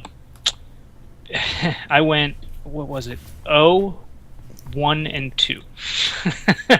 I got blown out. But I didn't expect to do well. I figured if I can take it to States and play against some real stiff competition, at least I'll get some good data on the deck. Yes. And I'll get some really good data. So then I came home that night from States, and Chad and I got on. And we played, 3 or 4 games, Chad? Yeah, about 4. And I remember saying to him towards the end of our 4th game, man, this deck can grind forever, because it does. This deck would go to time a lot of times. I could stay alive for forever, just couldn't win. That was Yeah. the problem with it. So this morning I started looking at some of the deck lists, and I played the Esper Super Friends list, which I liked a lot. It plays very well, a lot better than the deck I built. And so I've scrapped that deck, because I realized, as good as it was, it did a lot of great things, had a lot of cool interactions, and had a lot of cards that I think are really well positioned for the meta. They just don't mesh well together, and they don't win. So I just need to drop it. Yeah. So, do you know what you might be playing going forward? Do you have any ideas? I like the Super Friends list. I like Abzan, but that's a given. I also I've played a couple games with the UB Aristocrats list. It's interesting. I don't know which deck out of those 3 I'd really want. Honestly, if I were going to go competitive tomorrow, it would probably be Dark Jeskai, just because it's so damn flexible. Yeah. Would this- you stick with the Pantheons list? Yeah, I like Tassiger a lot. I think late game he is such a great card. Being able to just pull stuff out of your graveyard, particularly when you look at that list, there's nothing that I can't think of anything that would go into my yard that I wouldn't want back in my hand out of that list. Yeah. Like I think Duress is, after sideboard, is the worst thing they would give me out of that list. Nice. So, speaking of bad beats, well, first of all, Chad, have you been playing any events? I know you had to work all weekend. Yeah, So. my weekend kind of blew. But no, I've been playtesting. Like Bob said, we were playtesting together. But I've just been running the Bring to Light deck, and I'm really enjoying it. Like I said when I was reviewing the other one earlier, I need to make some tweaks that basically will put it above the decks that are seeing. I've been seeing a lot of Dark Jeskai. I've been seeing a lot of Green White Megamorph, and I'm surprised that I haven't been seeing as much Atarka Red online, because normally Red's all over the place. Yeah, you know what I've been seeing a lot of online is the green-red Landfall deck. Okay. I've been seeing that everywhere online. Not as much Yes. Atarka Red, which I don't know. The green or the Landfall deck actually feels like a better deck. Like Okay. when they're playing against me, I feel like I'm much more prone to lose against that deck than I am the Atarka Red. Gotcha. So keep an eye out for that because again, it's cheap. If you have the Atarka's commands, the rest of the deck is dirt cheap. Yeah. Moving on, so Bob was talking about his bad beats, and we'll move right into our bad beats segment because I have a couple that I wanted to get out there. First, this is actually not standard, but I felt like it was relevant enough to mention. This is my favorite story ever. Oh, Okay. I'll mention something as well after this, because Bob pulled it on me the other day. Really? Yeah. Okay, well, so, all right, so I was playing against a good friend of mine, Bernard Liberati, who made 16th at the SCG States, by the way. We were practicing Modern, and he built this weird blue-black artifacty Tezzeret monstrosity, and we're on like game 3 or 4 of our practice session. I play a Flooded Strand, pass the turn, because I'm playing my blue-white control list. He goes turn 1, Pithy Needle, right? I'm like, okay, resolves, because I'm curious as to what he's gonna name. Not thinking that you can name land cards with Oh, that. no. So he's like, resolves? I'm like, yeah, that'll resolve. He goes, okay, naming Flooded Strand. And I'm like, oh no. Yeah, not even thinking he was gonna name my fetch land that I had on the field. So Could you crack in a response? no. Once you're allowed to respond to him casting the spell. Oh my but once goodness. you say resolves, it hits the battlefield and the name card no longer can be activated. Oh, ouch. So bad. And so the moral of the story is, if you have a fetch land out on the battlefield and your opponent casts a Pithy Needle, crack your fetch first. Just crack the thing. You get whatever land you're going to get before he is allowed to resolve the Pithy Needle and name a card, because that essentially lost me that game. And he mentioned to me afterwards that the reason he did that is because somebody did that to him in Legacy. He had 2 Flooded Strands on the board, and he said somebody cast a Pithy Needle, and he's like, yeah, sure, resolves. And they named Flooded Strand, and he's like, oh, no. And It's a trap. yeah. So, I mean, we've had Pithy Needle fairly recently in Standard within the last couple of years. Could come back. We could see similar style cards to that. So I'm putting that out there just for people to be aware. No, that's really good information. And Yeah. while we're on that, so Bob was playing the Esper list against my Bring to Light deck, and we were in game 2. I was like, oh man, I'm going to play Duress so that I can easily Duress all the stuff out of his hand. No, you have to set the stage. It's what was it, turn 2 for you? Yes, it was turn 2 It was for turn me. 2, and he had 1 land out. You already Okay. had your turn 2. You played a Flooded Strand, and you had like an island out.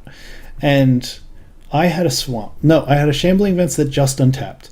I'm going to go play my second fetch land, but I'm like, you know what? I'm going to Duress him first. So I cast Duress. He cracks his Flooded Strand. I'm like, all right, he's just being cute.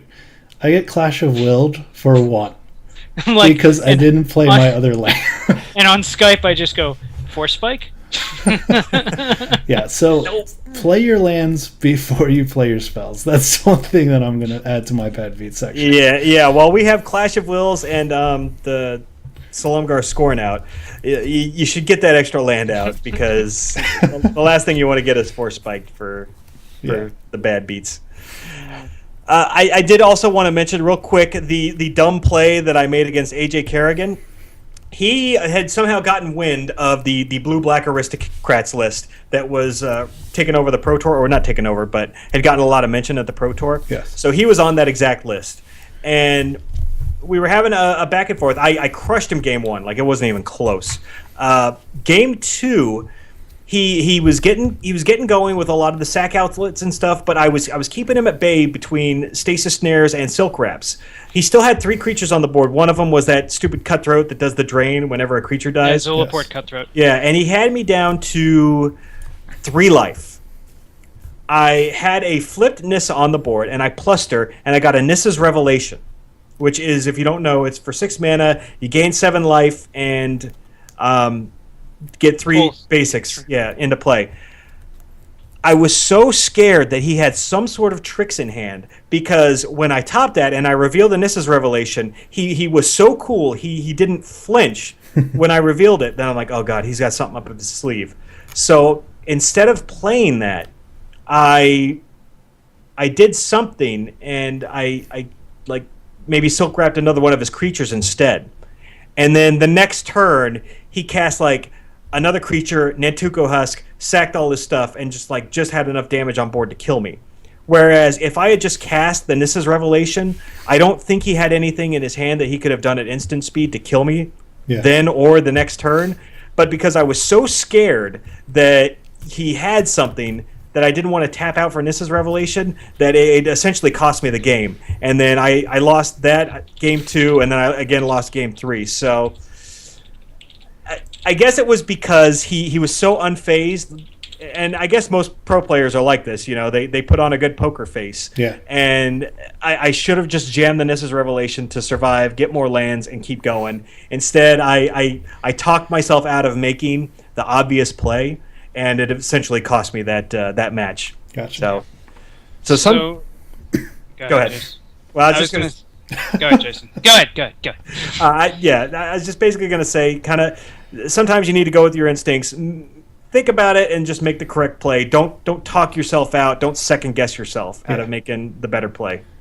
Sometimes you have to just say, if they got it, they got it. Yeah. I mean, Yeah. You know, it's worse to do if you have nothing else to do but that, or if that's the only correct line of play you can think of, then sometimes you have to do it. If you can't play around something, then you can't play around it. So to do nothing is worse. Yeah. Oh, did I say Nissa's Revelation? I meant Nissa's Renewal. Yeah. Somebody in the chat corrected me. Sorry about that. Thanks, Goomba. Yeah. Nissa's Renewal. So from one of our, I guess our prime speaker was asking for us to talk about why Languish didn't get played a lot more in some of these decks. In the PT? Yeah, and my opinion on that would be, just before we forget, is that with with all of the meta being basically either Dark Jeskai or large dumb creatures, as I like to call them, big dragons, just big stuff. Rhinos. Rhinos. Languish really doesn't hit a lot of that. You know, if you're playing against Esper Dragons, Languish, it grabs Ojutai, for sure, and that's important. But yeah, it would have, and you're right, it would have saved a lot of players. But I don't know that the meta shifted that much to allow it to be played, I guess. Yeah, I think the Pro Tour it was just a big metagame call where they were play the aggressive or lose, or play the control, and we don't think Languish is going to help us if we're playing against Rhinos. Yeah, and you have to think about the Gideon factor too, because That's a good point. A lot of decks that were real susceptible to Languish were like your Abzan aggros, which won the whole thing, but this was before Gideon was a card. Now, if you suspect your opponent has Languish, the first time you cast Gideon, you're probably just going to minus him and get the emblem. That's going to take Wingmate Rock, that's going to take Anafenza, all of those creatures out of Languish range at that point. Yeah. Very early on in the format shift, there was a great article that Tom Ross wrote about playing Abzan, and in that article, he mentioned the big draw to him wanting to play Abzan was that he could play Wingmate Rock again, and the reason he could play Wingmate Rock again was because he now had Gideon, and so what he would do is play Gideon on turn 4, make a guy, and then on turn 5 he would attack with that guy, emblem Gideon, and then play Wingmate Rock. So he would, he'd have the raid trigger still there, and now Wingmate Rock is a 4/5, and that takes it out of Languish range. And he just said so many decks, and this is at the beginning of the meta. He said so many decks just can't deal with that. Yeah, and you got to look at how many copies of Gideon were not even in just the top 8, but in all of these top standard lists between like the 24 and 27 pointers. He was everywhere, so many copies, and I think that's why you're going to see cards like Languish maybe not be as good. We may end up going back to like an In Hostilities and a Crux of Fate style removal format. The problem is now with Gideon being so prevalent, sweepers don't necessarily do as much as they did anymore. Because if you play a sweeper and somebody still has an active Gideon on the board, well, they get a 2/2 next turn. Yeah. And if you're playing that on curve, you're going to sweep their board, and then they're going to be able to protect their walker again next turn. Yeah. And I have to once again thank Kevin Alexander for his compliments on my headset.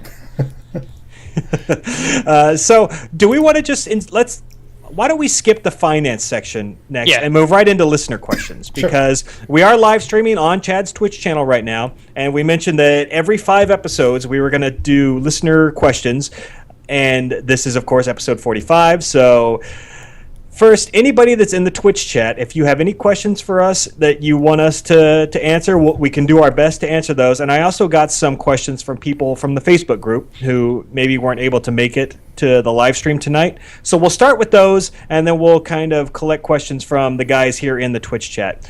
So I'll start with Ethan.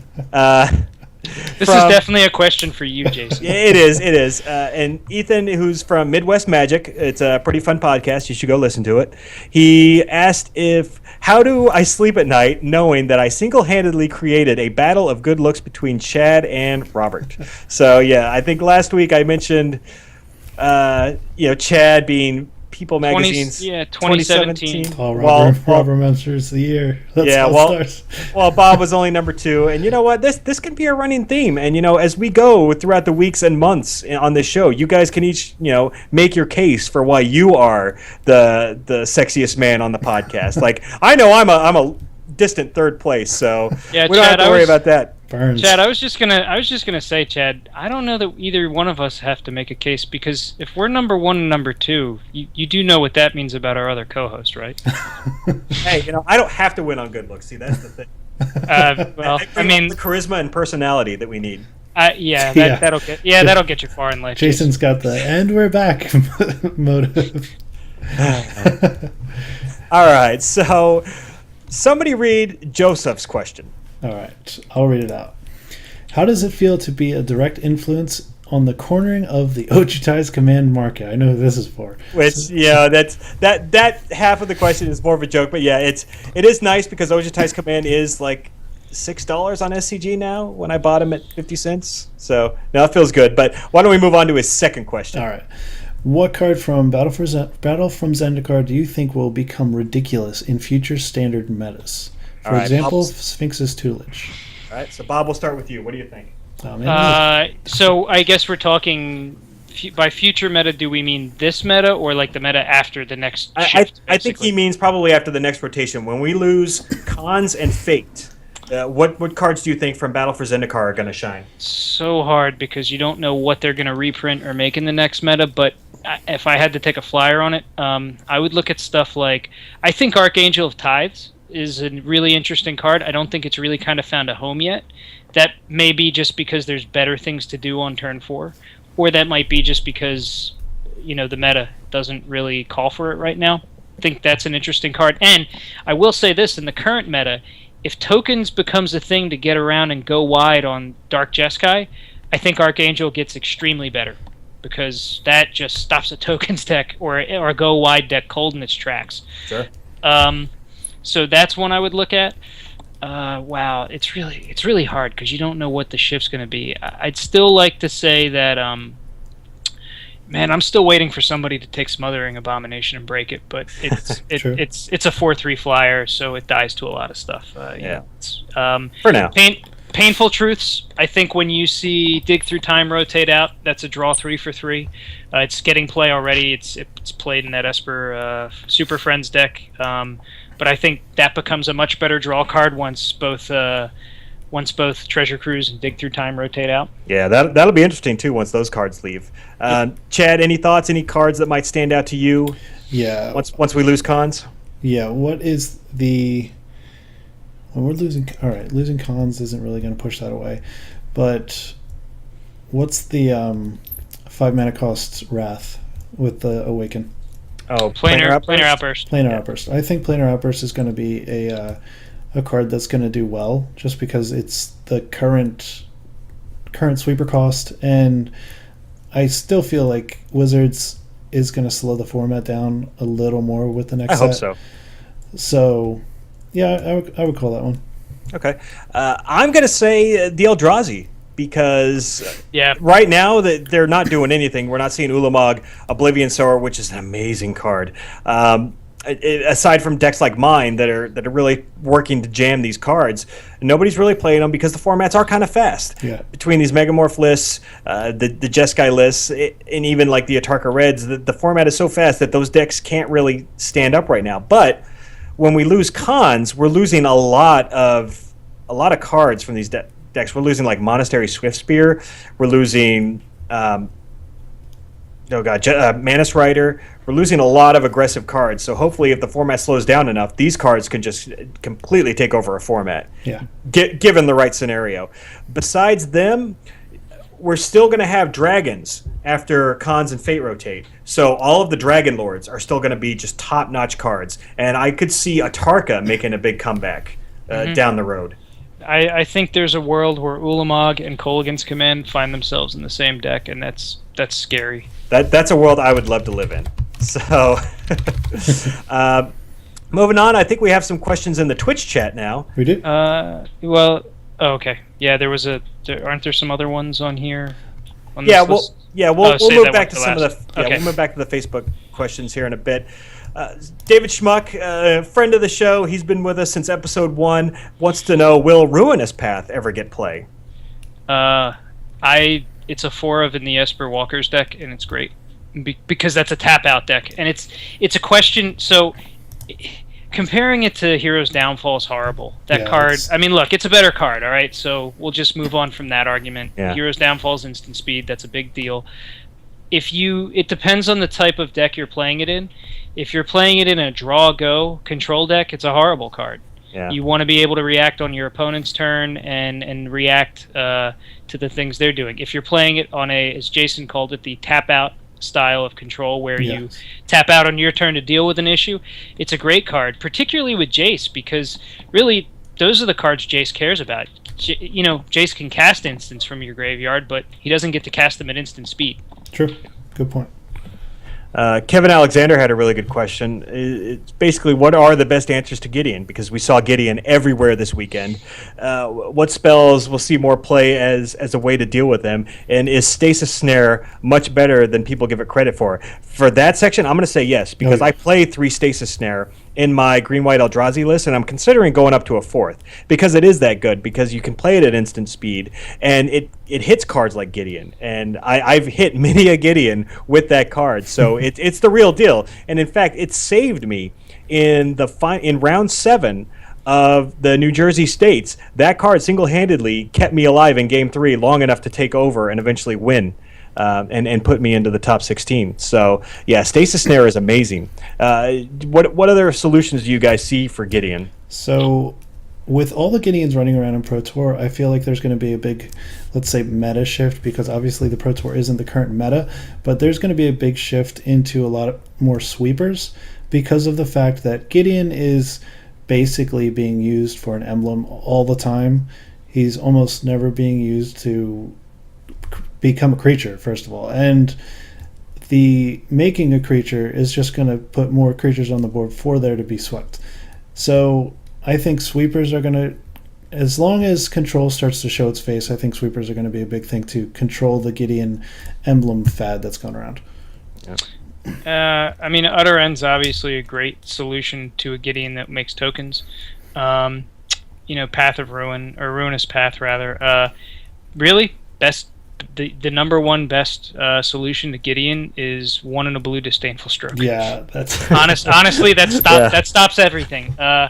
So I mean, and that's, if you look at every blue list out there, Abzan Blue, which was around, UB Aristocrats, any of the control lists, they're all running them in the board, and there's a reason for that. And it's not just because they're worried about dragons, I guarantee you. Yeah, Bring to Light. I've got 4 in my Bring to Light deck.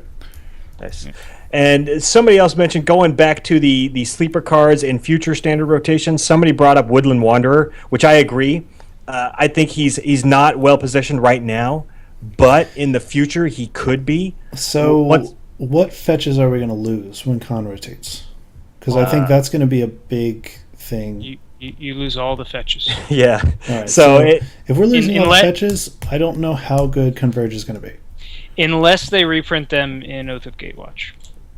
you mean like the enemy fetches, the Zendikar Yeah. fetches? Yeah, Yep. or I mean, they could even push those to the next block because they're not specifically tied to Zendikar. And one theory that I have, you watch the Pro Tour coverage, and I'm sure anybody who's played in local tournaments recently since Battle for Zendikar came out, it's a lot of fetch lands. It's a lot of fetching, digging through your deck, shuffling up again. Standard has gotten a lot slower, just like time-wise, not like gameplay-wise, but actual time. The time it takes to play a standard match takes a lot longer now because of fetch lands. And Yes. I know Wizards has specifically said they don't like having standard formats that are like that because it's exactly like Modern right now. Let's be honest. And I think they're better off if they don't like having this in Standard. They have to reprint the Zendikar fetches first and foremost. They have to, or their goal for Modern is just going to be completely shot. So my theory is in the spring block, reprint the enemy fetches, the Zendikar fetches in that set, and then the set after that, print the enemy colored dual lands of these new battle lands or whatever the hell they're called, the Tango lands. Print the enemy colors of those. So for like another year and a half, we've got fetching, shuffling, and then after that, you're done. Don't print any more fetches. Wait, Jason, does that mean we have to play 2-color and mono decks again? Oh, no. Yeah. Well, I mean, if they don't do that, then yeah. I don't Well, like okay, two wait. color. If they don't do that, can we change this to Modern Standard Yeah. or higher Modern? Yeah. Doesn't And sound good. Because I don't know that I want to live in a world where I can't play like as many colors as I want in a I deck. know. yeah, and Goalie Man 9925 made an interesting point in the Twitch chat too that without the fetches, the format would be a hell of a lot more stale right now because we have so much variance in decks because we have this great mana right now, and you go down to crappy mana, then it's not going to be nearly as diverse, I don't think. True. So, Moving on, we had another question from the Facebook group. Bob, why don't you ask this question? okay. It's from Okay, Sid. the last one. Yeah. Okay. Jason, how many? Oh no, wait. I'm sorry. Wrong question. So, Jason, how many sessions of therapy will it take you to get over the beating that Zulaport Cutthroat puts you on states? As a follow-up question, does your Air Force health insurance cover these therapy sessions? Well, the military does provide a very good mental health, facility and everything. But yeah, it's going to take probably a lifetime to get over that loss. But I'm sorry. Okay, so the one from Sid. I'm sorry, my bad. That was my question. I typed yeah. in. So this is from Sid from Cast from Exile. It says, "Why did you make a show about Standard? Were you considering any other themes at the inception of the show?" So when we first kind of came up with this, I'll give Chad all the credit. It was his idea for he and I to kind of start a podcast together because he's the one who put me on Magic Podcasts in the first place. Before Chad had told me about these, I'd never even listened to a single Magic podcast ever. Yeah. This was only a year and a half ago. Yeah. And he's like, yeah, we should start doing our own Magic podcast. I'm like, whatever. I started listening to all these other shows, and I'm like, yeah, I mean, what are we going to do that's different from everything that these other guys are doing? Because that was the thing. It was differentiating ourselves from the 50 other podcasts that are on, like MTG Cast or even outside of that. Sure. And, there were shows out there about Legacy. There were shows out there about Modern, Commander, Cube, but nobody focused strictly on Standard. There's like constructed resources that covers all the constructed formats, but nobody that focused specifically on Standard. And I felt like that was our niche. Our niche. How do you pronounce that? Is it niche? Niche. Niche. Yeah, that was the one place where we could be original, that we might be able to stand out from the rest of the pack. And I think that's really helped us because we're still one of the most downloaded shows on all of MTG Cast, which is fantastic, and I want to thank all the listeners for that. And really, Standard's always been my favorite format. I like the constant rotation, and I think the fact that we started this right after they announced the new Standard rotation, the every 6 months instead of every year, which works out perfectly for us because it gives us all this fresh new material. Yeah. Also, the fact that we started a standard format when standard was at its most stale with the monocolored devotion decks. Well, we started it right after that. We started right after Cons came out. Yeah, I feel like we started at the perfect time because everybody was basically waiting for cons to come in, and then we started and they were like, what is this new fresh idea? Yeah. So, yeah, that's why. It was basically just to stand out from the rest of the pack. Because you get a lot of shows like Monday Night Magic that's been around forever, and they're kind of like a news show where they go over all the different tournament reports. And I still like covering tournament reports, but I don't want to be like every other show out there. Yes. And I did take a lot of my influence from Monday Night Magic and from Pitham's podcast. I'm still a huge fan of Angelo. He was a big inspiration on me and how I wanted to run this show, probably even more than Chewy. So that's kind of why we did this and did it the way we did, if that makes sense. I think you answered it spot on. All right. Moving on, do we want to dip into this finance stuff before we close out? Do we have time? Sure. I mean, Liliana basically doubled in price from $15 to $30. Yeah. Gideon's, as we've talked about as a four of, he's still increasing in price. Wingmate's a good buy. I mean, it's still sitting at about $5, and it's going to see play. Right now, it's the top end of Abzan aggro. So I mean, I don't think there's another 5-drop card that you're really going to get that does what that does. You get. I mean, you very often, almost 90% of the time, if you're doing it right, get 6 power and 8 toughness in 2 creatures for 5 mana. It's pretty good. Yeah. that are flying. Yeah. Now, going back to Gideon real quick, because we saw so many of him all Pro Tour weekend. He was a 4 of in almost all of these decks. Where does he peak? I mean, he's already at like $40 right now. Like, how much higher can he go for a brand new set? I mean, are we talking Jace-like numbers, or is he gonna? He doesn't have. I don't know that he's got the eternal play that Jace does. I think he's probably got modern play for sure in him, but Jace goes all the way over to vintage. That's true. So, I mean, do you think he's kind of peaked at this point? Do you see him going up anymore? I mean, you've got an interesting perspective as a store owner, as a gaming store owner. I mean, he's probably at his high right now. But look, if you had asked me, at $60 is Jace peaked, I probably would have told you yes too. But I really do think the difference between him and someone like Jace is that Jace sees play across a wide variety of Eternal formats, whereas I think Gideon definitely could have modern potential. There are black-white tokens decks that get played that would, he would be a great turf topper. But once you get into Legacy and Vintage, I don't know that he gets a lot of play. Yeah. Certainly I'm not as familiar with those formats as I am with Standard. But sure. Now, speaking of Jace and Liliana, as you mentioned, Liliana doubled in price. She went from $15 to $30 really quick. Jace is still over $75. Nis is still $25. Hangerback's still $14. And we've got Chandra and Abbott sitting around $7 or $8.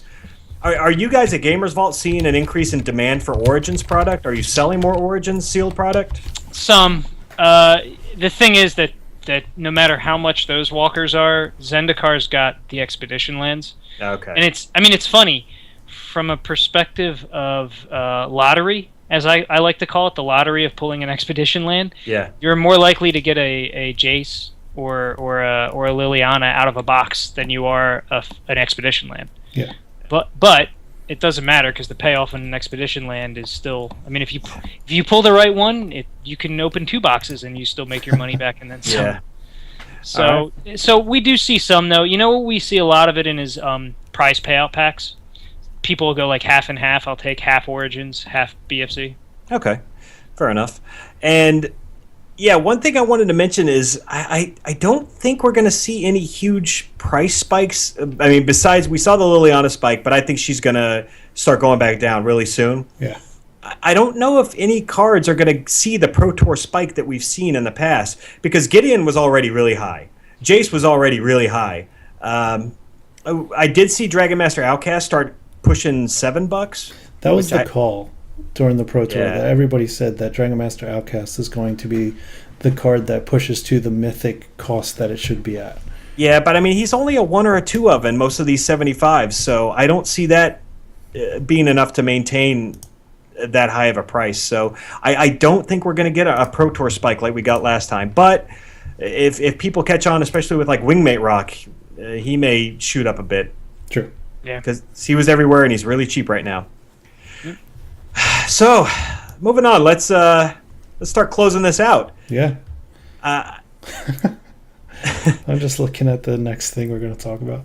well, that was kind of like This is the most important part of this segment, Chad. it, all right. it is. So This is two things that are I love very, very much, and they're going to be combined tomorrow. This is like the conjunction of all the planets in our solar system at We once. might It as well happens hit it never. now, then. so what is it, Bob? What's going on? Well, okay, the new Star Wars trailer is going to play tomorrow, Oh yeah. but that alone would be amazing. It's going to play during the halftime of Monday Night Football. Oh. Just saying.